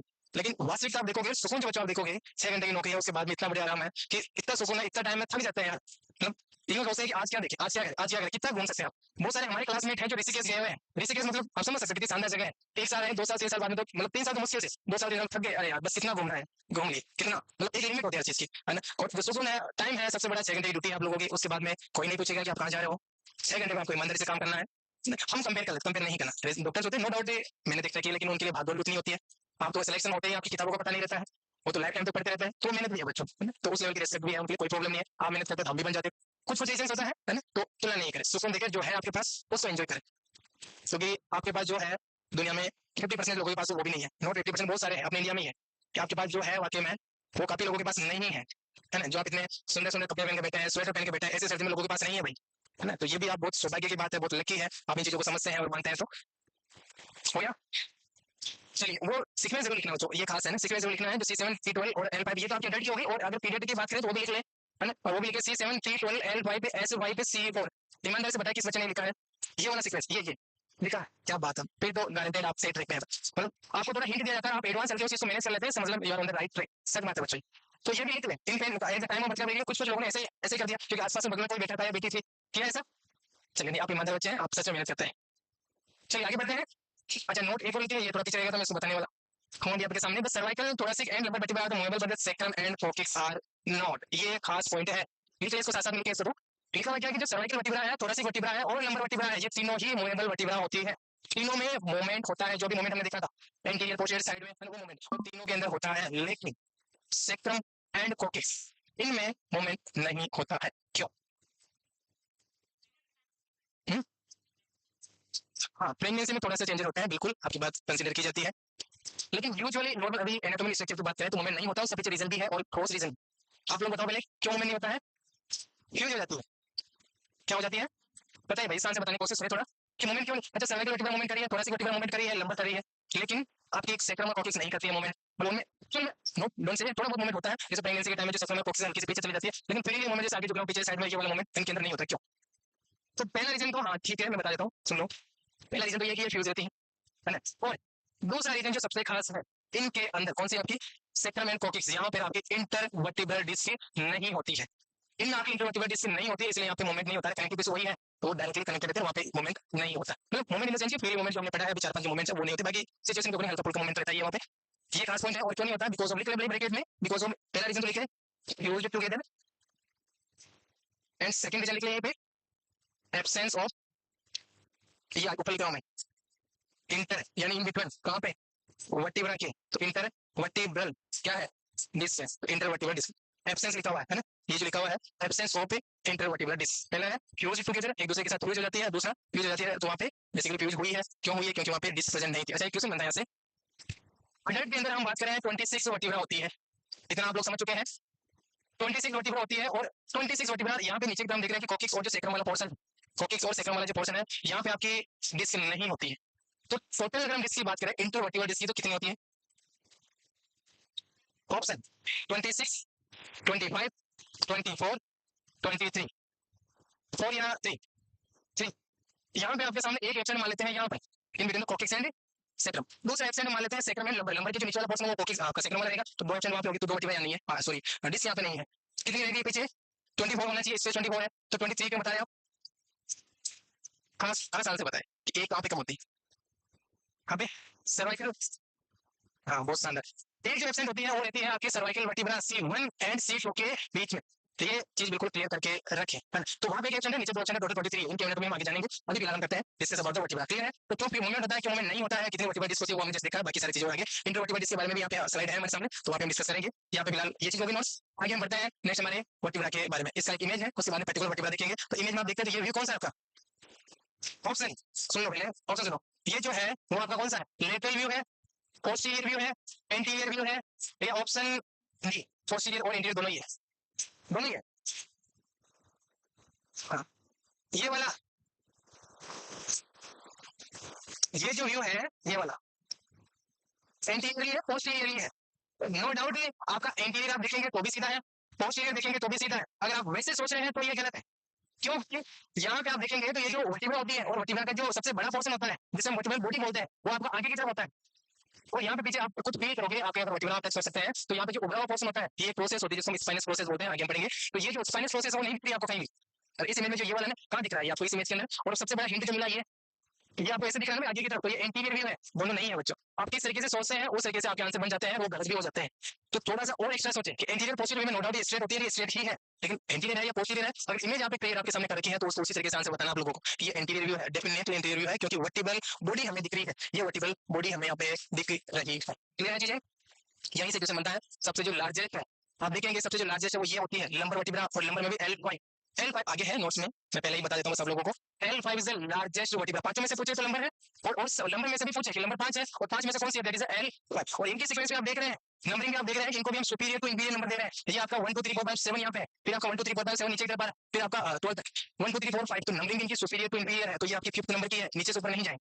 इस नंबर की जो है that is the largest vertebra in the human body. Smallest कौन सी है? सर्वाइकल। सर्वाइकल में भी C1, हाँ C1 ही है, कंफ्यूज नहीं होना है। ये आपकी स्मॉलेस्ट वर्टिब्रा है, आगे लिखा हुआ नोट्स में सारी चीजें। यही इमेज आपको दिख रही है, इसलिए मैंने आपको यहीं पे बता दिया कि आप यहाँ पे वर्टिब्रा की बॉडी देखेंगे तो आपको काफी बड़ी दिख रही है, मजबूत है, स्ट्रॉन्ग है, और यही आपके ऊपर की बॉडी का वेट बियर करती है। वेट बियरिंग वर्टिब्रा भी लंबर वर्टिब्रा को हालांकि सारी करती है, लेकिन मोस्ट वेट बियरिंग जो वर्टिब्रा, जैसा कि आप लोग देख रहे हैं, मैं अभी स्टैंडिंग पोजीशन में, तो मेरा जो अपर बॉडी का वेट है वो जो बियर करने वाली वर्टिब्रा है वो है lumbar vertebra, strongest vertebra of the human body. ये आपको याद रखना। ये आपका इंटीरियर व्यू हो गया, और सीधा जो दिख रहा है वर्टिब्रा ये 7 हो गया, आपकी सर्वाइकल थोड़ा-सी हो गया, देन लंबर आपका फिर ये इंटरवर्टिब्रल डिस्क दिख रही है आपको, और ये आपके सामने कौन सी होगी नेक्स्ट? सेक्रम। ये आपका कौन सा हो गया? सर्वाइकल वर्टिब्रा जो आपका दिख रहा है, हमने सेव बनाया था, तो ये आपका सेव इस तरीके से हो गया, ये वाला, देन ये सेव हो गया, उसके बाद ये हो गया, और इस तरीके से बन रहा है। तो ये आपका लेटरल व्यू है। अच्छा लेटरल में भी थोड़ा सा और पूछो, ये लेफ्ट लेटरल है या राइट लेटरल है?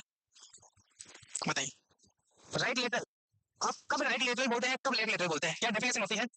ऐसा वैसा नहीं होगा, जैसे कैसे समझ आएगा? नहीं डेफिनेशन एग्जैक्टली क्या? जैसे सिंपली अगर आपने 10:30 की क्लास ली है, और उस क्लास के अंदर जिस दिन मैं 10:30 क्लास ले रहा था, तो एक पोजीशन से रिलेटेड क्वेश्चन बनाया था, है ना।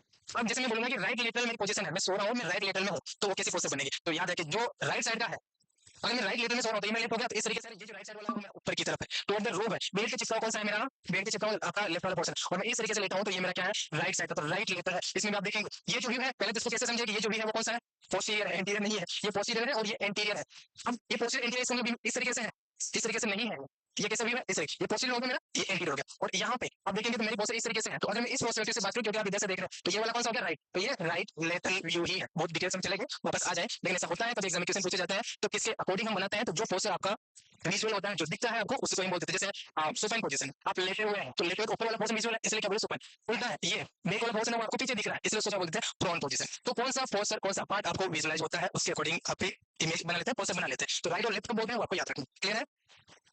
चलिए, तो ये हमारे सामने हो जाता है व्यू, और इसमें आप देख पा रहे हैं कि ऊपर की तरफ एक बेंड है। अच्छा, कितने बेंड होते हैं ये भी समटाइम पूछ लिया जाता है, तो एक्चुअली क्वेश्चन बहुत सारे हैं, क्वेश्चन कहीं से बन सकता है बच्चों, सारी चीजें आपके माइंड में क्लियर होना चाहिए। कितने बेंड होते हैं, तो मेन को किसको जो सेकंड होता है उसके साथ ही ले लेते हैं, तो टोटल कितने बेंड होते हैं, 4 बेंड ये होते हैं, 5 नहीं होते हैं, 4 बेंड होते हैं, उसमें से 2 कॉनकेव, 2 कॉन्वेक्स, 2 बल्जिंग इन, 2 बल्जिंग आउट, कैसे भी आप याद रख सकते हैं, क्लियर है चीजें।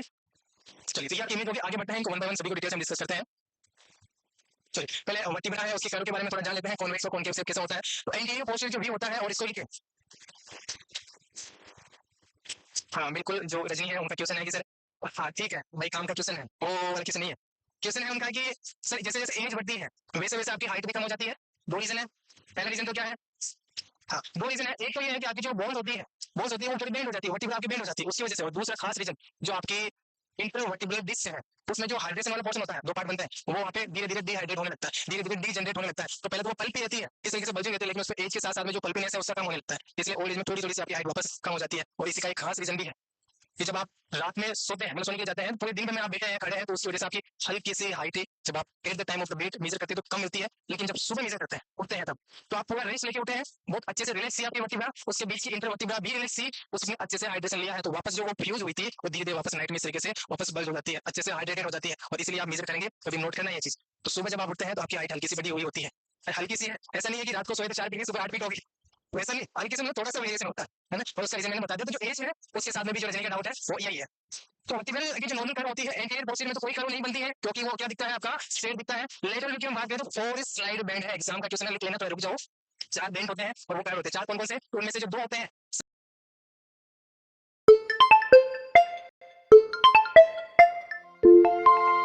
होते हैं, और कौन सा है, बल्जिंग आउट होते हैं, एक और वर्ड लिखते हैं बैंड इन होते हैं, कैसे होते हैं, बैंड इन होते हैं, कन्वेक्स होते हैं, तो उनमें से जो 2 होते हैं सर्वाइकल थोरैसिक को छोड़ के लंबर, सर्वाइकल एंड लंबर जो कर्व होते हैं वो आपके कॉन्वेक्स होते हैं, और कौन सा है, बल्जिंग आउट होते हैं, एक और वर्ड लिखिए बैंड इन होते हैं, कैसे होते हैं, बैंड इन होते हैं, अंदर की तरफ झुकेंगे तभी तो बाहर की तरफ निकलेंगे, है ना, तो बैंड इन होते हैं, बल्जिंग आउट होते हैं, कॉन्वेक्स होते हैं, कौन कौन से, cervical and lumbar and thoracic and sacral curve में कॉनकेव और कपिंग से बनाते हैं, इसलिए उसको कपिंग से लिखा, वहां पे आप बल्जिंग इन भी लिख सकते हैं, एक और वर्ड जो आप लिखेंगे अभी मत लिखो, मैं बताऊंगा तब लिखना, बल्जिंग इन।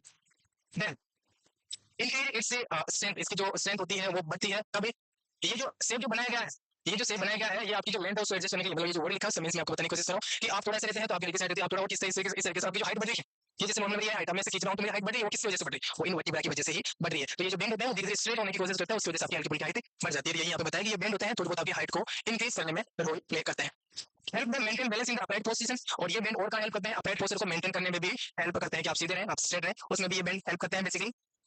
अब soak during the walking and protect from the fracture, actually ये जो वर्ड है आपका जो लिखा हुआ है सोक अब्सॉर्ब, हालांकि एक तो आपकी स्ट्रक्चर होती है जो डायरेक्ट होती है ना, एक तो ये जो जैसे ये स्ट्रक्चर ये डायरेक्ट फोर्स पड़ता है तो फ्रैक्चर होने के चांस रहते हैं, दूसरा कि ये हल्का सा फ्लेक्स है, ये भी हल्का सा फ्लेक्स है, अगर फोर्स आता है तो इसके एंगल पर ही आता है, तो वहां पे थोड़ी फ्रैक्चर होने की जो पॉसिबिलिटी है वो भी कम हो जाती है। हालांकि यहाँ पे जो फ्रैक्चर के लिए मेन रोल प्ले करती है वो तो इंटरवर्टिब्रल डिस्क ही होती है, वही सोक को ऑब्जर्व करती है, जैसे मैं यहाँ पे हूँ, यहाँ से मैं इस स्टेप पे आता हूँ नीचे की तरफ, तो मुझे सोक लगा, तो ये मैंने किसने ऑब्जर्व किया यहाँ पे, इंटरवर्टिब्रल डिस्क ने, लेकिन कुछ रोल प्ले करते हैं आपकी जो ये वर्टिब्रा होती है वो बेंड होती है, उसकी वजह से भी ये थोड़ा सा आपका जो फ्रैक्चर प्रिवेंशन होता है, और ये जो सोक लगता है, सोक में से झटका जो लगता है उसको ऑब्जर्व करने के लिए ये जो बेंड वाली स्ट्रक्चर होती है ये भी हेल्पफुल होती है, ज्यादातर आपका इंटरवर्टिब्रल डिस्क में 2 चीजें एक साथ लेकर चल रहा होता है कि आप कंफ्यूज नहीं हो। नेक्स्ट हमारे सामने अबनॉर्मल कर्व, तो अबनॉर्मल में आपकी कौन कौन सी आ जाती है, हालांकि इनको डिजीज कंडीशन में डिस्कस करेंगे, लेकिन नॉर्मल कर्व की तुलना में अबनॉर्मल यहाँ पे क्या है, काइफोसिस, काइफोसिस में अबनॉर्मल कर्व क्या होगा कि यहाँ पे जो आपकी इससे क्या बनेगा, काइफोसिस से बनाए तो आपकी जो थोरैसिक है, थोरैसिक है वो कैसी हो जाती है, कॉन्वेक्स हो जाती है, थोरैसिक आपकी बल्जिंग आउट हो जाती है, जबकि यहाँ पे थोरैसिक क्या है हमारी, जबकि यहाँ पे बल्जिंग इन है, इसलिए नॉर्मल है, बल्जिंग आउट हो गई तो अबनॉर्मल है, that abnormality is known as kyphosis. तो यहाँ पे क्या बन जाता है, ये बल्जिंग, बल्जिंग आउट।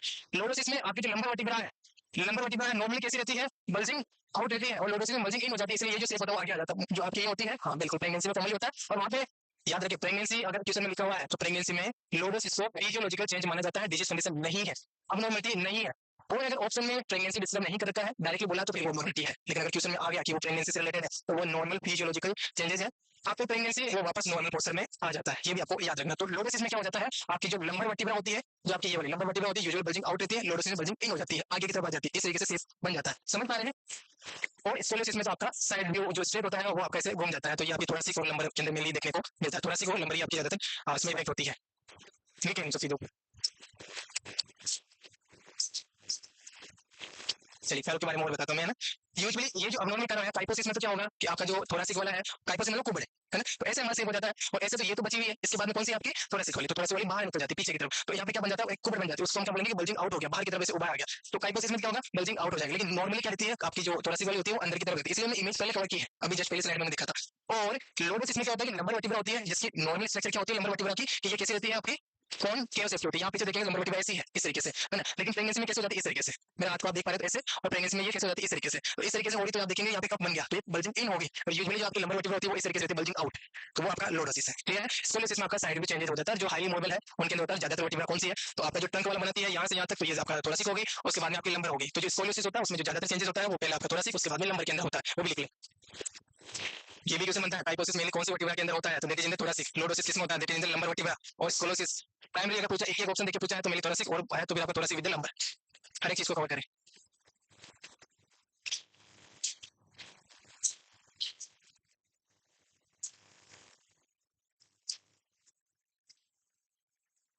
रिवाइज भी करें, और अगर ऐसे समझ नहीं आता है ना, कुछ कोई बच्चे हो सकते हैं कि थोड़ा सा समझ नहीं आ रहा हो, तो नोट्स में डायग्राम भी ड्रॉ कर लें, शेप बनाना है, उस शेप के सामने इन वर्ड को लिख लें, है ना। और जो शेप आप बना रहे हैं तो जो आप ऐसे बनाएंगे तो उसके अंदर जो आपकी सर्वाइकल है और लंबर है दोनों एक जैसे शेप की है, तो उनको एक अलग पेन से बना ले, दूसरे कलर पेन से बना ले आपकी थोड़ा सी और सेफ्रम को, तो वो दोनों पेड़ ये दोनों पेड़ क्योंकि दोनों कॉमन स्ट्रक्चर है, तो वैसे भी आप नोट्स बना सकते हैं, उनके आगे नेम लिख सकते हैं ताकि और चीज आपकी कवर हो जाए।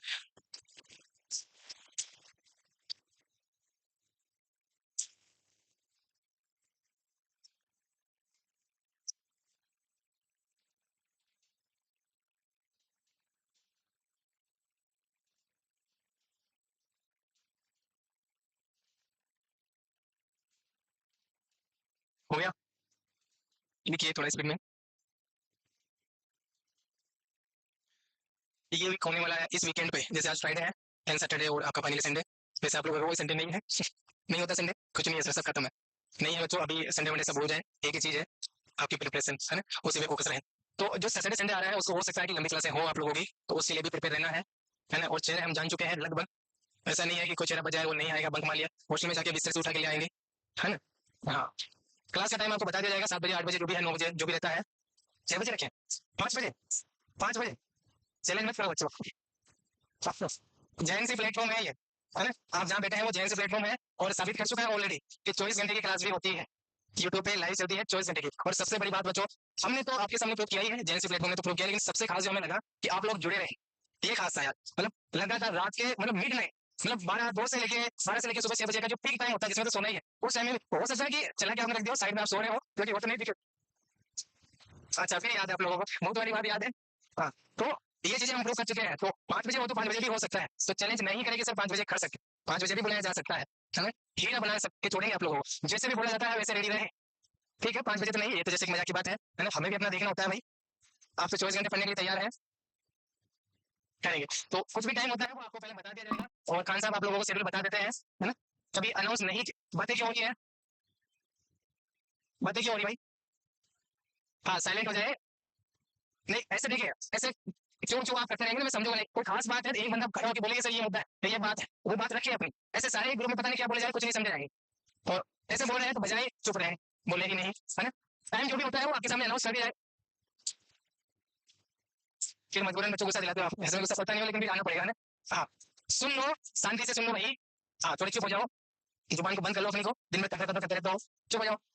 टाइम अनाउंस कर दिया जाएगा, अगर अनाउंस नहीं होता है क्योंकि वो हमें प्लान करना होता है, तो हमारी जो टेक्निकल टीम है आपको शेड्यूल बता देंगे, है ना। लेकिन 25 जैन से पहले पहले हमें ये सिस्टम फिनिश करना है ना, तो वो थोड़ा आपको माइंड में रखना है। 5 बजे, 5 बजे बेटा बोलने में आसान होता है जब आप उठोगे ना, ठीक है, मैं अपनी नींद खराब करूँ आप लोगों की, सही है। चलिए इधर फोकस करो, 5 बजे भी कर सकते हैं, ठीक है। अभी यहाँ पे फोकस कर लो, वो डिसाइड करेंगे बाद में, है ना, कि कौन सी टाइमिंग होती है ना, वो आप और मैं मिलकर डिसाइड नहीं कर सकते हैं। तो सर के साथ बैठ के बातें करनी पड़ेगी, जो सर बताते हैं जो ठीक लगता है, और सब चीजों को देखना पड़ता है ना। अब तो 24 घंटे पढ़ने के लिए तैयार हो, उस चीज को नहीं देखा जा सकता होंगे। चलो वापस यहाँ फोकस करो, जो भी है मैंने आपको हिंट दे दिया कि बड़ी क्लास आपकी हो सकती है, रेडी रहे उसके लिए। वर्टिब्रा की पर्टिकुलर स्ट्रक्चर के बारे में जानते हैं, है ना, वर्टिब्रा की जो स्ट्रक्चर है उसके बारे में हम जानते हैं। पहले स्ट्रक्चर कैसा आ गया, एक मिनट का,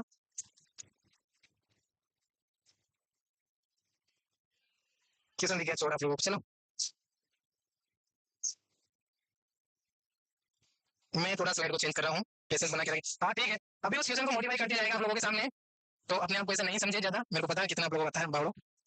एक मिनट, एक बीच मजा आएगा बच्चों, सीक्वेंस से पढ़ने का वो अलग होता है। अब इधर से उधर हम पढ़ेंगे तो भी मजा नहीं आएगा ना।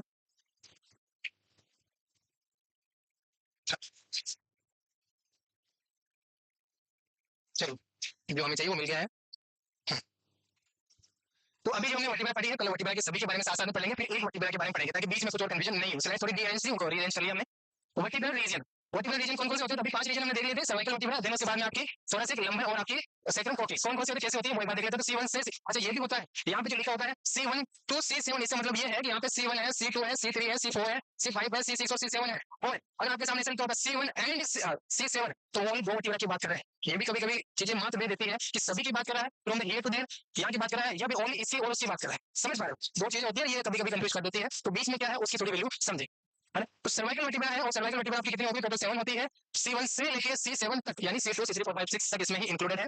Smaller than all other vertebra except coccyx. अच्छा कोक्लिक्स है वो थोड़ा सा कंफ्यूजन पॉइंट है, ये लगता है किसी किसी बुक्स में कोक्लिक्स को सबसे स्मॉल मान रखा है, लेकिन एक पर्टिकुलर वर्टिब्रा की हम बात करें, क्योंकि कुछ यहाँ पे वर्टिब्रा है, ये जो सेंटेंसेस मैं बता रहा हूँ, कुछ यहाँ पे वर्टिब्रा है जैसे कि C आपके 4 है, C5 है, C6 है, C7 है, वो थोड़ी सी आपकी कोक्लिक्स की तुलना में बड़ी है, लेकिन जो सबसे छोटी है, तो यहाँ पे कोक्लिक्स की तुलना में कुछ बड़ी है और कुछ छोटी है, एक दो तो वैसे भी याद आपको रखना है। मतलब कोक्लिक्स उससे छोटी है, जैसे कि आपकी C1 से ऑब्वियसली छोटी है, लेकिन आपकी बड़ी है किसकी तुलना में, वो समझ रहे हैं क्या, ठीक बेटी नहीं। यहाँ पे जो लिखा हुआ है smaller than all other vertebra, पहले तो ये समझ लें कि सभी वर्टिब्रा की तुलना में जो सर्वाइकल वर्टिब्रा होती है C1 से लेके C7 तक छोटी होती है। ये क्लियर है, मतलब आपकी अदर वर्टिब्रा सारी बड़ी होती है एक्सेप्ट आपकी कोक्लिक्स। हाँ कोक्लिक्स, अब कोक्लिक्स क्या है, कोक्लिक्स एक ऐसे वर्टिब्रा है कि कोक्लिक्स से एक छोटी तो है, वो आपकी C1 है, लेकिन कोक्लिक्स जो है, कोक्लिक्स जो है वह है छोटी है, खुद छोटी है किसकी तुलना में, C7 की तुलना में। समझ रहे, जैसे सीक्वेंस की हम बात करें तो C1 सबसे छोटी, फिर कोक्लिक्स और फिर C7, ये सीक्वेंस आप समझ रहे, क्लियर है चीज कि ये जो है इसकी तुलना में तो क्या है, बड़ी है, लेकिन इसकी तुलना में छोटी। तो ये जो सेंटेंस है थोड़ा सा टिपिकल सेंटेंस है, लेकिन इसका जो समरी है वो ये है कि C1 सबसे छोटी, इसकी तुलना में ये बड़ी है, लेकिन इसकी तुलना में ये छोटी है। क्लियर, इसको समझिए बच्चे, हमने जो बोला था कि सबसे स्मॉलेस्ट ये है, सबसे स्मॉलेस्ट ये है, तो ये बड़ी कैसे हो सकती है, सबसे स्मॉलेस्ट। और ये साइन भी क्या है, जिस तरह मुंह खुला होता है उसका क्या बड़ी चीज होती है, इधर छोटी होती है, ये किसका है, ये एक साइन है और ये एक साइन है। जिस तरह ये मुंह खुला होता है उस तरह बड़ा होता है, जैसे ये 3 है और 7 है तो ये होगा, ये 4 और आपका यहाँ पे 2 है तो ये इस तरीके से होगा। क्या कर, ये गलत है, मोड़ दे रहे हो लेकिन को गलत, 3 से बड़ा 7 है, सही है क्या। साइलेंट हो जाइए 2 मिनट, साइलेंट हो जाइए, मतलब बेसिक चीज पे कैसे आप सोच रहे हैं, कैसे आप जवाब दे रहे हैं, साइलेंट हो जाए। मोर देन और लेस देन का जो साइन है यहाँ पे क्या है, 3 और 7 जो 3 और 7 लिखा हुआ है, बड़ा कौन है, 7 है, तो जो बड़ा है उसका मुख्य होता है, ये भी क्लियर है, और जो छोटा है वो 3 है, तो इसमें क्या गलत है। और जो नीचे है 4 बड़ा है और 2 छोटा है, तो जो 4 बड़ा है उसकी तरफ मुख्य है, 2 छोटा उसकी तरफ बंद है। अरे बिल्कुल कॉमन सेंस की लैंग्वेज बता रहा हूँ, लेस देन मोर देन तो बोल ही नहीं रहे। बोले वैसे पहले दूसरे के बच्चों को कैसे बताते हैं कि मुंह खुला हो उससे बड़ा है, मुंह बंद हो उससे छोटा है, और उसमें भी सबसे बड़ी बात यह है कि उसमें भी आप कंफ्यूज हो रहे हो। शर्म कर लो कुछ, आगे बढ़ो कैसे सुधार होगा तुम लोगों का। 3 फॉर्मूला, चलिए अभी वापस आ जाइए, वापस सीधे आ जाओ। खास बातें हैं, अलग अलग वर्टिब्रा के अंदर अलग अलग होती है, जैसे इसमें 3 फॉर्मूला है, आगे हम जाएंगे तो 3 फॉर्मूला नहीं होगा, थोड़ा सा वर्टिब्रा है वो अलग है, लंबर के अंदर स्ट्रक्चर अलग है ना, तो यूनिक पॉइंट है वो भी हम देखते हैं। 3 इसके अंदर फॉर्मूला होता है, 1 वर्टिब्रा। अच्छा 3 फॉर्मूला कौन कौन सा, थोड़ा मेरे को आइडिया दे सकते हैं। एक फॉर्मूला तो सब में होगा, और वो कौन सा है, लिखा हुआ है लार्जेस्ट जो वर्टिब्रल फॉर्मूला बोलता है, और वो तो रहेगा जहां तक आपका स्पाइनल कॉर्ड जाता है। 2 वर्टिब्रा इसके 2 और फॉर्मूला, और फॉर्मूला क्या, एक ओपनिंग, फॉर्मूला मींस क्या, एक ओपनिंग है। इन वर्टिब्रा कौन सी, सर्वाइकल वर्टिब्रा, सर्वाइकल वर्टिब्रा में 2 फॉर्मूला एक्स्ट्रा होते हैं, दूसरी वर्टिब्रा में नहीं होते। वो 2 कौन से हैं, अच्छा उनसे कौन से स्ट्रक्चर ट्रेवल करती है, कौन से स्ट्रक्चर ट्रेवल करती है, सर्कल ऑफ विलियस पढ़ा है, क्या होता है, सर्कल होता है, विलियस का सर्कल है सर, आर्टरी का ग्रुप है, डबल सर्कुलेशन प्रेजेंट होता है आपके ब्रेन के अंदर, एक जो पहुंचाती है मेन जो आर्टरी होती है दैट इज कोरोनरी आर्टरी। हाँ तो बोलो ना भाई, 5 सेकंड के बाद आप झगड़े हो कि सर आपने कोरोनरी बोल दिया है, अरे आर्टरी की बात नहीं कर रहे हैं, कैरोटिड। तो जो होती है वो कैरोटिड आर्टरी होती है, और 2 आर्टरी जो होती है वो आपकी वर्टिब्रल आर्टरी होती है, आगे से जाती है कैरोटिड आर्टरी, और पीछे आपकी वर्टिब्रा की साइड से निकलती है, वर्टिब्रा की जो साइड से होती है वो आपकी जाती है कौन सी, वर्टिब्रल आर्टरी। तो वर्टिब्रल आर्टरी को जो स्पेस दिया जाता है वर्टिब्रल आर्टरी स्पेस दिया जाता है, वो ट्रेवल करती है आपकी सर्वाइकल वर्टिब्रा के बीच में से, वहां पे फोरामिना होता है, वो उनको ट्रेवल करके ऊपर की तरफ पहुंचाते हैं। नर्व तो साइड से निकल जाती है, नर्व के लिए नहीं है, ऊपर की तरफ से जाती है और वो लेके पहुंच जाता है जो नीचे वाली है आपकी, और वो कौन सी वर्टिब्रल आर्टरी, दो वर्टिब्रल आर्टरी जैसे जाती है, फिर ऊपर जाके आपकी जो कैरोटिड आर्टरी है, कैरोटिड आर्टरी अंदर जाके सेरेब्रल आर्टरी बन जाती है, सेरेब्रल आर्टरी फिर आपकी बेसिलर आर्टरी बनती है, पीछे से आगे तरफ कॉमन कैरोटिड आर्टरी बनती है, कम्युनिकेटेड आर्टरी बनती है, वो मिलकर टोटल 9 आर्टरी होती है, सेफलोविलस बनाती है। तो आगे से जो जाती है वो आपकी रहती है कैरोटिड आर्टरी, मैंने बात करें तो उसके बाद में सेरेब्रल ब्रांच बनती है, और जो साइक्लोविलस होता है ब्रेन में सेरेब्रम के अंदर प्रेजेंट होता है, ये भी याद रखिए, cerebrum is the largest portion of the brain. तो ब्रेन के भी सेरेब्रम में वहां पे रहता है, वहां पे सेरेब्रल आर्टरी, वर्टिब्रल आर्टरी, तो जो वर्टिब्रल आर्टरी ट्रेवल करती है, उनके ट्रेवल के लिए जो स्पेस होता है वो आपका यहीं पे रहता है सर्वाइकल में। अच्छा यहीं पे क्यों है, थोड़ा सा नहीं है, तो जो वर्टिब्रल आर्टरी होती है वो आपकी आयोटा की फर्दर जो ब्रांच बनती है वहां से ओरिजिनेट होकर सीधे ऊपर निकलती है, और कौन सी ब्रांच से, और थोड़ा मैं आगे जाऊं तो वर्टिब्रल आर्टरी कहां से ओरिजिनेट होती है, हाँ भाई वर्टिब्रल आर्टरी कार्डियोवैस्कुलर पढ़ चुके हैं, सबका नो आंसर है, सबको कौन सा पता होगा, है ना, जल्दी से मुंडी हिला देते हैं, नहीं पढ़ा है, यहाँ पे बिलाल स्ट्रेटजी की तरफ आ जाए, हम सारा सिस्टम कवर नहीं करेंगे, इधर आ जाओ वापस। वन वर्टिब्रल फोरामिना होता है largest foramina in the spinal cord, जो स्पाइनल कॉर्ड को रखता है basically, largest foramina in the spinal cord, नहीं स्पाइनल कॉलम होगा, तो स्पाइनल कॉर्ड इसमें रहता है ना, इसको चलते स्पाइनल कॉलम, या फिर हम ऐसे लिख देंगे लार्जेस्ट फोरामिना कोर किसके लिए है, तो आपके स्पाइनल कॉर्ड के लिए, स्पाइनल कॉर्ड के अंदर थोड़ी होता है, थोड़ा लैंग्वेज से चेंज करें। देन लिखा हुआ two transverse foramina located in the transverse process, अभी हम पढ़ेंगे वर्टिब्रा, वर्टिब्रा कुछ इंडिविजुअली हम पढ़ेंगे, तो उसके अंदर आपकी जो वर्टिब्रा होती है उसकी स्ट्रक्चर होती है, ये वर्टिब्रल बॉडी होती है, बॉडी थोड़ी छोटी बनती है, बड़ी होती है वैसे, ये जो बॉडी होती है, अच्छा इसके अंदर जो ये वाला है वर्टिब्रल फोरामिना कहाँ पे रहेगा, यहाँ पे रहेगा, देखो मैं स्ट्रक्चर बनाता हूँ, यहाँ पे होगा, यहाँ पे होगा, यहाँ पे होगा, यहाँ पे होगा, या फिर यहाँ पे होगा, ऑप्शन दे रहा हूँ मैं, ये होगा ये टू, हाँ मेरे को पता है, मेरे को पता है कि आप ये बताने वाले कौन सा रहेगा, अभी लिख दिया ना, अरे देखो को अभी आपके सामने वर्ड लिखे हुए हैं, मेरे को पता है कि क्या आंसर आने वाला है, इसलिए मैंने एब्रिविएट कर दिया। अभी बताओ 4 या 5 या 1 और 2 3, 5 नंबर है, 5 नंबर बोल रहा हूँ तो गलत हो आप, 4 पे होती है, ये जो होती है, ये जो होती है, ये जो होती है वो स्ट्रॉन्गेस्ट जो फोर्स हमने बोला है कि मजबूती बनाती है, वो ये पूरा बोनी पोर्शन होता है, ये पूरी बोन होती है, अगर नहीं फील होता है तो घर जाना अपनी वर्टिब्रा को पकड़ना बाहर निकालना, देखना उसको वापस डाल लेना, है ना, तो पता चल जाएगा कि कौन सा फोरामिना कहाँ प्रेजेंट होता है। ये जो होता है वो हार्ड पोर्शन होता है, पूरा टफ रहता है यहाँ पर, इधर देख लो वापस, यहाँ पर रहता है आपका, ये जो ओपनिंग रहती है, ये ओपनिंग बनती है आपकी वर्टिब्रल फोरामिना, यहाँ पर तो आपका एक बॉडी है, उसके ऊपर दूसरी बॉडी है, और ये वही बात कि इंटरवर्टिब्रल डिस्क कौन से पार्ट को कनेक्ट करती है आपकी वर्टिब्रा के, तो यही पार्ट होता है, वो यहाँ पे नहीं होती, यहाँ पर नहीं होती, इनके बीच में तो लिगामेंट रहते हैं जो बांध के रखते हैं आपकी वर्टिब्रा की कॉलम को, पीछे से, साइड से, आगे से, पीछे से, तो यहाँ पे होती है, इसके बीच में फिर एक डिस्क रहेगी, फिर दूसरी बॉडी आएगी, फिर डिस्क रहेगी, दूसरी बॉडी आएगी, मजबूती प्रोवाइड करती है आपकी वर्टिब्रा को, इसलिए आप जैसे जो निचली और इनका वजन सेम कर रही है ये वर्टिब्रा, तो उसका रीजन है कि ये बड़ी स्ट्रॉन्ग होती है, ये बड़ी स्ट्रॉन्ग होती है, और इनके बीच में होता है, तो यहाँ पे नहीं होता, ये भी कंफ्यूजन होता है। दूसरी बात जो यहाँ पे लिखा हुआ है तो ट्रांसवर्सिव फोरामिना दो होता है, तो ये जो प्रोसेस होती है, वापस वही बात आ गई, प्रोसेस मतलब क्या, बोन था प्रोमिनेंट पोर्शन, तो याद रखना। और यहाँ पे जो वर्टिब्रा है, इस वर्टिब्रा में कॉमन बातें कर रहा हूँ, अलग अलग वर्टिब्रा में कुछ अलग अलग स्ट्रक्चर भी होती है, लेकिन कॉमन बात में ये है, तो सभी वर्टिब्रा के अंदर ये जो स्ट्रक्चर है साइड में, सभी वर्टिब्रा के अंदर साइड में होती है, और ये वर्टिब्रा कैसे लोकेटेड है, ट्रांसफरली, इसलिए इसको क्या नाम दे दिया गया है, ट्रांसवर्सिव प्रोसेस, ट्रांसवर्स प्रोसेस, इस वर्टिब्रा में दो होती है, एक सब दूसरी सब, और इन्हीं प्रोसेस के बीच में छोटी छोटी ओपनिंग्स होती है, और इससे बात करें तो सर्वाइकल वर्टिब्रा सभी की में नहीं होती है, सर्वाइकल में होती है क्योंकि यहीं से आपकी वर्टिब्रल आर्टरी ओरिजिनेट होकर ऊपर की तरफ जाती है ना, तो यहाँ पर ही आपकी ये प्रेजेंट होते हैं, कहाँ पे, आपके ट्रांसफर प्रोसेस में। ये प्रोसेस जो है आपके पीछे जो आप फील करते हैं इसको स्पाइनस प्रोसेस बोलते हैं, अभी हम आगे पढ़ेंगे स्पाइनस प्रोसेस, ये जिसको आप फील करते हैं ना, कि क्वेश्चन बन सकता है कि जब आप लंबर पंक्चर करते हैं, जब आप लंबर पंक्चर करते हैं तो कौन से पार्ट को फील करते हैं, वर्टिब्रा के, तो वर्टिब्रा के कौन से पार्ट को, बॉडी को फील नहीं करते हैं, ज्यादातर बच्चे बॉडी करते हैं, बॉडी को नहीं, बॉडी तो आगे बॉडी को फील कर ही नहीं सकते आप, बॉडी को क्योंकि बॉडी आगे की तरफ है, आगे आपके ऑर्गन्स आगे, और पीछे की तरफ आपकी स्पाइनस प्रोसेस है साइड में आपका, ये तो फील नहीं कर सकते, किसको करते हैं, स्पाइनस प्रोसेस को, और वो स्पेस देके फिर उसके बीच में प्रिक किया जाता है, उसके बीच में प्रिक किया जाता है, वहां से फिर आपका जो सैंपल वगैरह है, जो भी प्रोसेस कंडक्ट करना हो वो की जाती है, तो ये जो प्रोसेस होती है इसको हम क्या बोलते हैं, स्पाइनस, आगे हम देखेंगे इसको स्पाइनस प्रोसेस, और ये जो प्रोसेस होती है इन प्रोसेस को हम क्या बोल देते हैं, ट्रांसवर्स, है ना, और क्योंकि ट्रांसवर्स प्रोसेस के अंदर ओपनिंग है इसलिए क्या बोल दिया, ट्रांसवर्स फोरामिना, क्लियर है चीजें, क्लियर है, तो तीन ओपनिंग आपके सामने, वन वर्टिब्रल फोरामिना और टू ट्रांसवर्स फोरामिना। नेक्स्ट आपकी इसी के बारे में है एक्स्ट्रा स्ट्रक्चर की, जो एटलस होती है, फर्स्ट सर्वाइकल वर्टिब्रा होती है, articulate with the occipital bone, articulate with the occipital bones at the superior and, occipital bone के साथ होती है, इतना हमें पता है, लेकिन एग्जाम में कभी आ जाता है कि एट द इंफीरियर एंड, तो वो गलत स्टेटमेंट है, सही स्टेटमेंट क्या है कि सुपीरियर एंड पे जुड़ी होती है ऑक्सीपिटल के साथ में, इंफीरियर एंड पे जुड़ी होती है C2 that is the axis bone, तो C2 के साथ में नीचे जुड़ी होती है, आर्टिकुलेट विद ऑक्सीपिटल बोन तो फॉर्म है एटो ऑक्सीपिटल जॉइंट, ठीक है, permit the anterior posterior movement of the head, जो मैंने आपको ऑलरेडी बता दिया है, एंटीरियर पोस्टीरियर कौन सा मूवमेंट, ये वाला, आगे तरफ पीछे तरफ, आगे तरफ पीछे तरफ, और यही मूवमेंट आपका यस को डोमिनेट करता है, कि आप यस बोल रहे हैं, समझ में आया बच्चों, यस सर, तो ये जो मूवमेंट करते हैं वो कौन सा है, एंटीरियर पोस्टीरियर मूवमेंट, और इसलिए कौन रिस्पांसिबल होता है, एटलेंटो ऑक्सीपिटल जॉइंट, ऑक्सीपिटल आपकी किसकी बोन है, पेरिनियल बोन है, बेसियल बोन नहीं है, अभी क्वेश्चन जो दिया है कुछ बच्चों ने गलत भी किया है ना, तो ये आपको याद रखना, ऑक्सीपिटो एटलेंटो ऑक्सीपिटल जॉइंट कौन कौन के बीच में बनता है, आपकी एटलस और आपकी एटलस, ये आपका C1 का दूसरा नेम है, ये आपको याद रखना, और लास्ट वाली जो है सेकंड सर्वाइकल वर्टिब्रा होती है, उसे हम क्या बोलते हैं, axis, axis name of the C2 and articulate with the Atlas, Atlas से आर्टिकुलेट हो रही है कहां पे, सुपीरियर एंड तो किसका है, सुपीरियर एंड तो एक्सिस का है, और इंफीरियर एंड किसका है, एटलस का, समझ पा रहे हैं, कि ऊपर से जो ये ऊपर वाली है तो इसका इंपीरियर एंड हो गया, तो एटलस इंपीरियर एंड है और इसका आपकी एक्सिस का सुपीरियर एंड है, और वहां पे जो जॉइंट बनता है that joint is known as the atlanto axial joint और परमिट द रोटेटरी मोमेंट। जो दिख रहा है हल्का फुल्का, हाँ वो क्या है, rotatory moment of the head. Head का जो रोटेटरी मोमेंट है, रोटेटरी मोमेंट रोटेशन करता है आप इधर उधर। एग्जाम में बड़ा काम में लेते हैं कि पास वाले ने क्या लिखा है, इधर वाले ने क्या लिखा है, तो वो कौन सा मोमेंट है, रोटेटरी मोमेंट ही है ना सर। वहां पे रोटेटरी नहीं है, वहां पे थोड़ा मोमेंट हो जाता है, उठ जाता है, इतना हो जाता है, ऐसा हो जाता है, पता नहीं कौन कौन से मोमेंट हो जाता है। लेकिन सिंपली आपको आपको आपके शोल्डर पे देखना है, आपको इधर शोल्डर पे देखना है, आपको नो बोलना है ना। ये स्टेटमेंट के क्वेश्चन बनते हैं, तो ये कौन सा मोमेंट होगा, रोटेटरी मोमेंट। आपका ये लेफ्ट रोटेटरी हो गया, मैं लेफ्ट साइड में रोटेट कर रहा हूँ, राइट रोटेटरी हो गया, मैं राइट साइड में रोटेशन कर रहा हूँ, और ये जो मोमेंट होता है because of involvement of the atlanto axial joint. लिखो इसको, हाँ ये मैं बता देता हूँ इसको, रोटेटरी मोमेंट।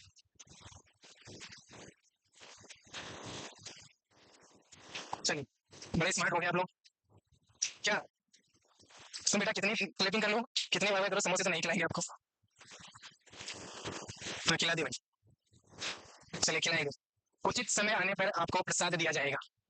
उचित समय, उचित समय का बेसब्री से इंतजार करें। क्या मीठा मीठा करते हो, हाइपरग्लाइसेमिया होता है, फिर आगे जाके डायबिटीज मेलाइटिस होगा, नहीं होगा। और समोसा समोसा करते हो आप ज्यादातर, तो ये क्या जंक फूड है, आगे जाके आपके लीवर को खराब कर देगा, तो ऐसे छोड़ दिया करो, नहीं खाना ये सब चीजें, अच्छी चीजें नहीं होती है। और मेडिकल साइंस से हो, मैथ पढ़ के आए हो, चलिए तो एक हाइपोथेसिस अजम्पशन बनता है, हाइपोथेसिस में एक अजम्पशन करते हैं, साथ मिलके साथ मिलकर अजम्पशन करते हैं कि आपकी जो बेंच है जहाँ बैठे हुए सभी के सामने एक एक प्लेट में चार चार रसगुल्ले रखे हुए हैं, चार चार काजू कतली रखे हुए हैं, वो आप खा रहे हैं। ऐसा माना कि भाई मैं तो मानते हैं ना, माना कि एक है तो माना कि मिठाई के पीस है आपके सामने, आपने खा लिया, वो मान लिया, तो ये आपकी मिठाई हो गई, मान सकते हैं ना। मेडिकल वाले क्यों नहीं मान सकते आप। चलिए खिलाएंगे, खिलाएंगे पक्का आप लोगों को खिलाएंगे, कुछ समय का वेट करें। अब कब का आपको ऐसा डेट नहीं देंगे, आप लोगों से अभी खिला दो, तो ऐसा डेट नहीं देंगे, लेकिन डेफिनेटली आप लोगों को खिलाएंगे। अभी थोड़े पढ़ लो, थोड़े पढ़ जाओ, उसके बाद में खिलाएंगे। उचित मोमेंट आने के बाद में जो आप डिमांड कर रहे हैं उससे भी ज्यादा आपको दिया जाएगा, लेकिन पहले उसके लायक बनो भाई, है ना। और आप मिठाई जो मांग रहे हो किस किस लेवल किस मुंह से मांग रहे हो, कहाँ पे आप हकदार हो उस चीज के, है ना। हकदार तो बनो भाई, खिलाएंगे आप लोगों को, हकदार तो बनो आप लोग, खिलाएंगे ना, मिठाई भी खिलाएंगे, बढ़िया पार्टी भी करेंगे, बहुत अच्छी पार्टी हम लोग मिलकर करेंगे। आप साथ में एम्स में हो, आपको वेलकम पार्टी दी जाएगी, है ना, बड़ी वेलकम पार्टी होती है, फ्रेशर पार्टी होती है, वो दी जाएगी। आप लोग आप आओ तो सही जोधपुर एम्स के अंदर, और जिस भी एम्स में आप जाते हैं वहाँ पे अगर आप थोड़े एक्टिव है, अच्छे से कोरिलेशन बना के रखने वाले हैं, तो जो आपका एंटरटेनमेंट है वो कंटिन्यू रहता है ना। आप लोग देते हैं उनको फ्रेशर पार्टी, तो आपको वेलकम पार्टी देते हैं, कि सबसे गिवन एंड टेक दोनों होता है भाई। ओनली खाने खाने की डिमांड करते हो तो वो मुश्किल है थोड़ा, तो वो आप जाएंगे तो सब चीजों को एंजॉय करें थोड़ा।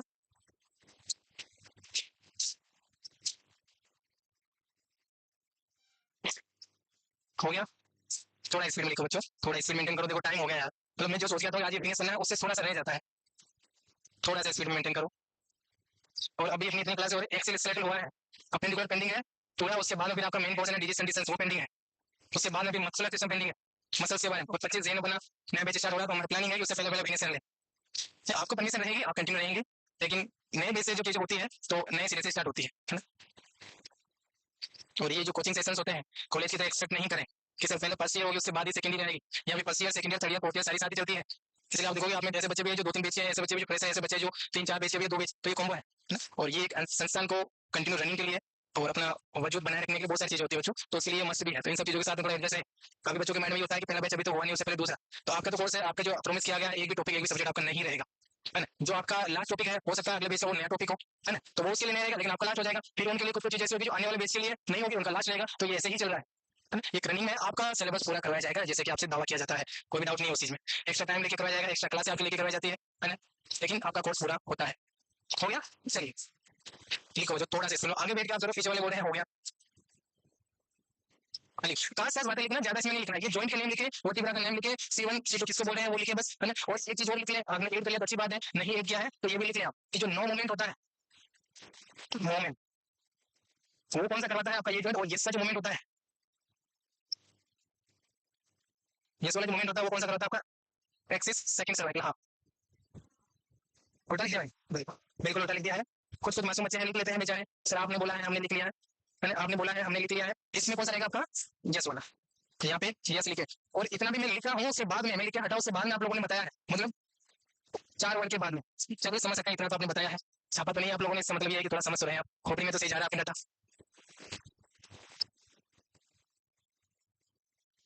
हो गया। अच्छा अभी जो आपको ब्रेक मिलता है आधे घंटे का, I think half an hour मिलता है, तो उस हाफ एन आवर में आप क्या करते हैं, और भाई चाय पीने जाते हैं ऐसे, जोधपुर में आके चाय नहीं पिए तो क्या किया अभी, चलिए चाय पानी पीना ठीक है, थोड़ा सा रिलैक्स भी करें यार, चिपक के पढ़े नहीं यार, इतना भी 5-7 मिनट के थोड़ा रिफ्रेश हो गया है ना। और पढ़ भी सकते हैं, कुछ कुछ बच्चे पढ़ते हैं, डोंट माइंड, पढ़ भी सकते हो, लेकिन थोड़ा सा रिफ्रेश होता है, बाहर जाए, बाहर की हवा, चाय पानी पी के आए, बढ़िया दोस्तों के साथ दो अच्छी बातें करें, बकवास बातें कम करें, और वापस घूम फिर के आए, फिर एक फ्रेश माइंड के साथ, ऐसा नहीं कि यहीं बैठे आधे घंटे तक। अभी है अपने पास टाइम, है मेरे पास टाइम है, आप लोगों के पास नहीं है, 10 मिनट है अभी। ये जो है वो आपकी कौन सी वर्टिब्रा है, सर्वाइकल वर्टिब्रा। ये जो वर्टिब्रा आप देख रहे हैं तो ये C1 है, ये जो आप देख रहे हैं C2 है, ये जो आप देख रहे हैं वो आपके क्या C4 C5 C6 vertebral prominence है, जो पोर्शन है ये सुपीरियर हो गया, इंफीरियर हो गया, थोड़ी सी इमेज कटी हुई है, ये आपके सामने इमेज हो जाती है अबाउट द सर्वाइकल वर्टिब्रा। एक कोर्स में कवर करेंगे बच्चों, इससे अपना टाइम होगा नहीं, हम 10 मिनट लेट आए हैं तो थोड़ा 10 मिनट साथ में करेंगे और आगे थोड़ा सी वर्टिब्रा। हाँ ठीक है, अपना अभी जो टाइम है वो तो करो यार एटलीस्ट, अभी तो बड़ी बड़ी बातें करते हैं आप लोग, 5 बजे आ जाओ, 10 मिनट के साथ भी एडजस्ट नहीं हो रहे हैं, अभी कभी मुकर गए, इतना जल्दी कौन बदलता है भाई। थोड़ा सी वर्टिब्रा, चलिए इधर फोकस करें, इसको देख लेते हैं फटाक से। थोड़ा सी वर्टिब्रा टोटल 12 होती है, T1 से लेके T2 तक, T1 4 T2 T12 मतलब आपकी 2 3 4 5 6 7 11 12 तक रहती है, और larger and stronger than the cervical vertebra, लेकिन smaller and weaker than the lumbar vertebra. ये बड़ी होती है, स्ट्रॉन्ग होती है कंपेरेटिवली सर्वाइकल, लेकिन आपकी लंबर की तुलना में तो ये छोटी होती है। उसके बाद में कोर्सल ब्रैकेट, ये यूनिक स्ट्रक्चर है, जैसे आपके सर्वाइकल में क्या यूनिक था, ट्रांसवर्स फोरामिना, जो ओनली उसमें ही रहता है, वैसे इसमें क्या यूनिक स्ट्रक्चर है कि एक आर्टिकुलेटिंग सरफेस है, और that surface is a costal bracket articular surface for the ribs. ये यहीं पे होता है, क्योंकि रिब्स यहीं पे आके जुड़ती है, रिब्स आपकी यहीं पर आके जुड़ती है, इसलिए यहाँ पे ये सरफेस होती है। मैंने मतलब जब हमने पढ़ा था रिब्स, तो वहाँ पे मैंने बताया था कि वहाँ पे एक अटैचमेंट हम देखेंगे, और उसका नेम भी मैंने लिखा था कोर्सल ब्रैकेट। तो ये एक आर्टिकुलेटिंग सरफेस होती है रिब्स के लिए, वो आपको याद है, लंबर वर्टिब्रा। चलिए खुद बोर्ड भी बंद हो गया, अच्छा ये क्यों बंद हुआ,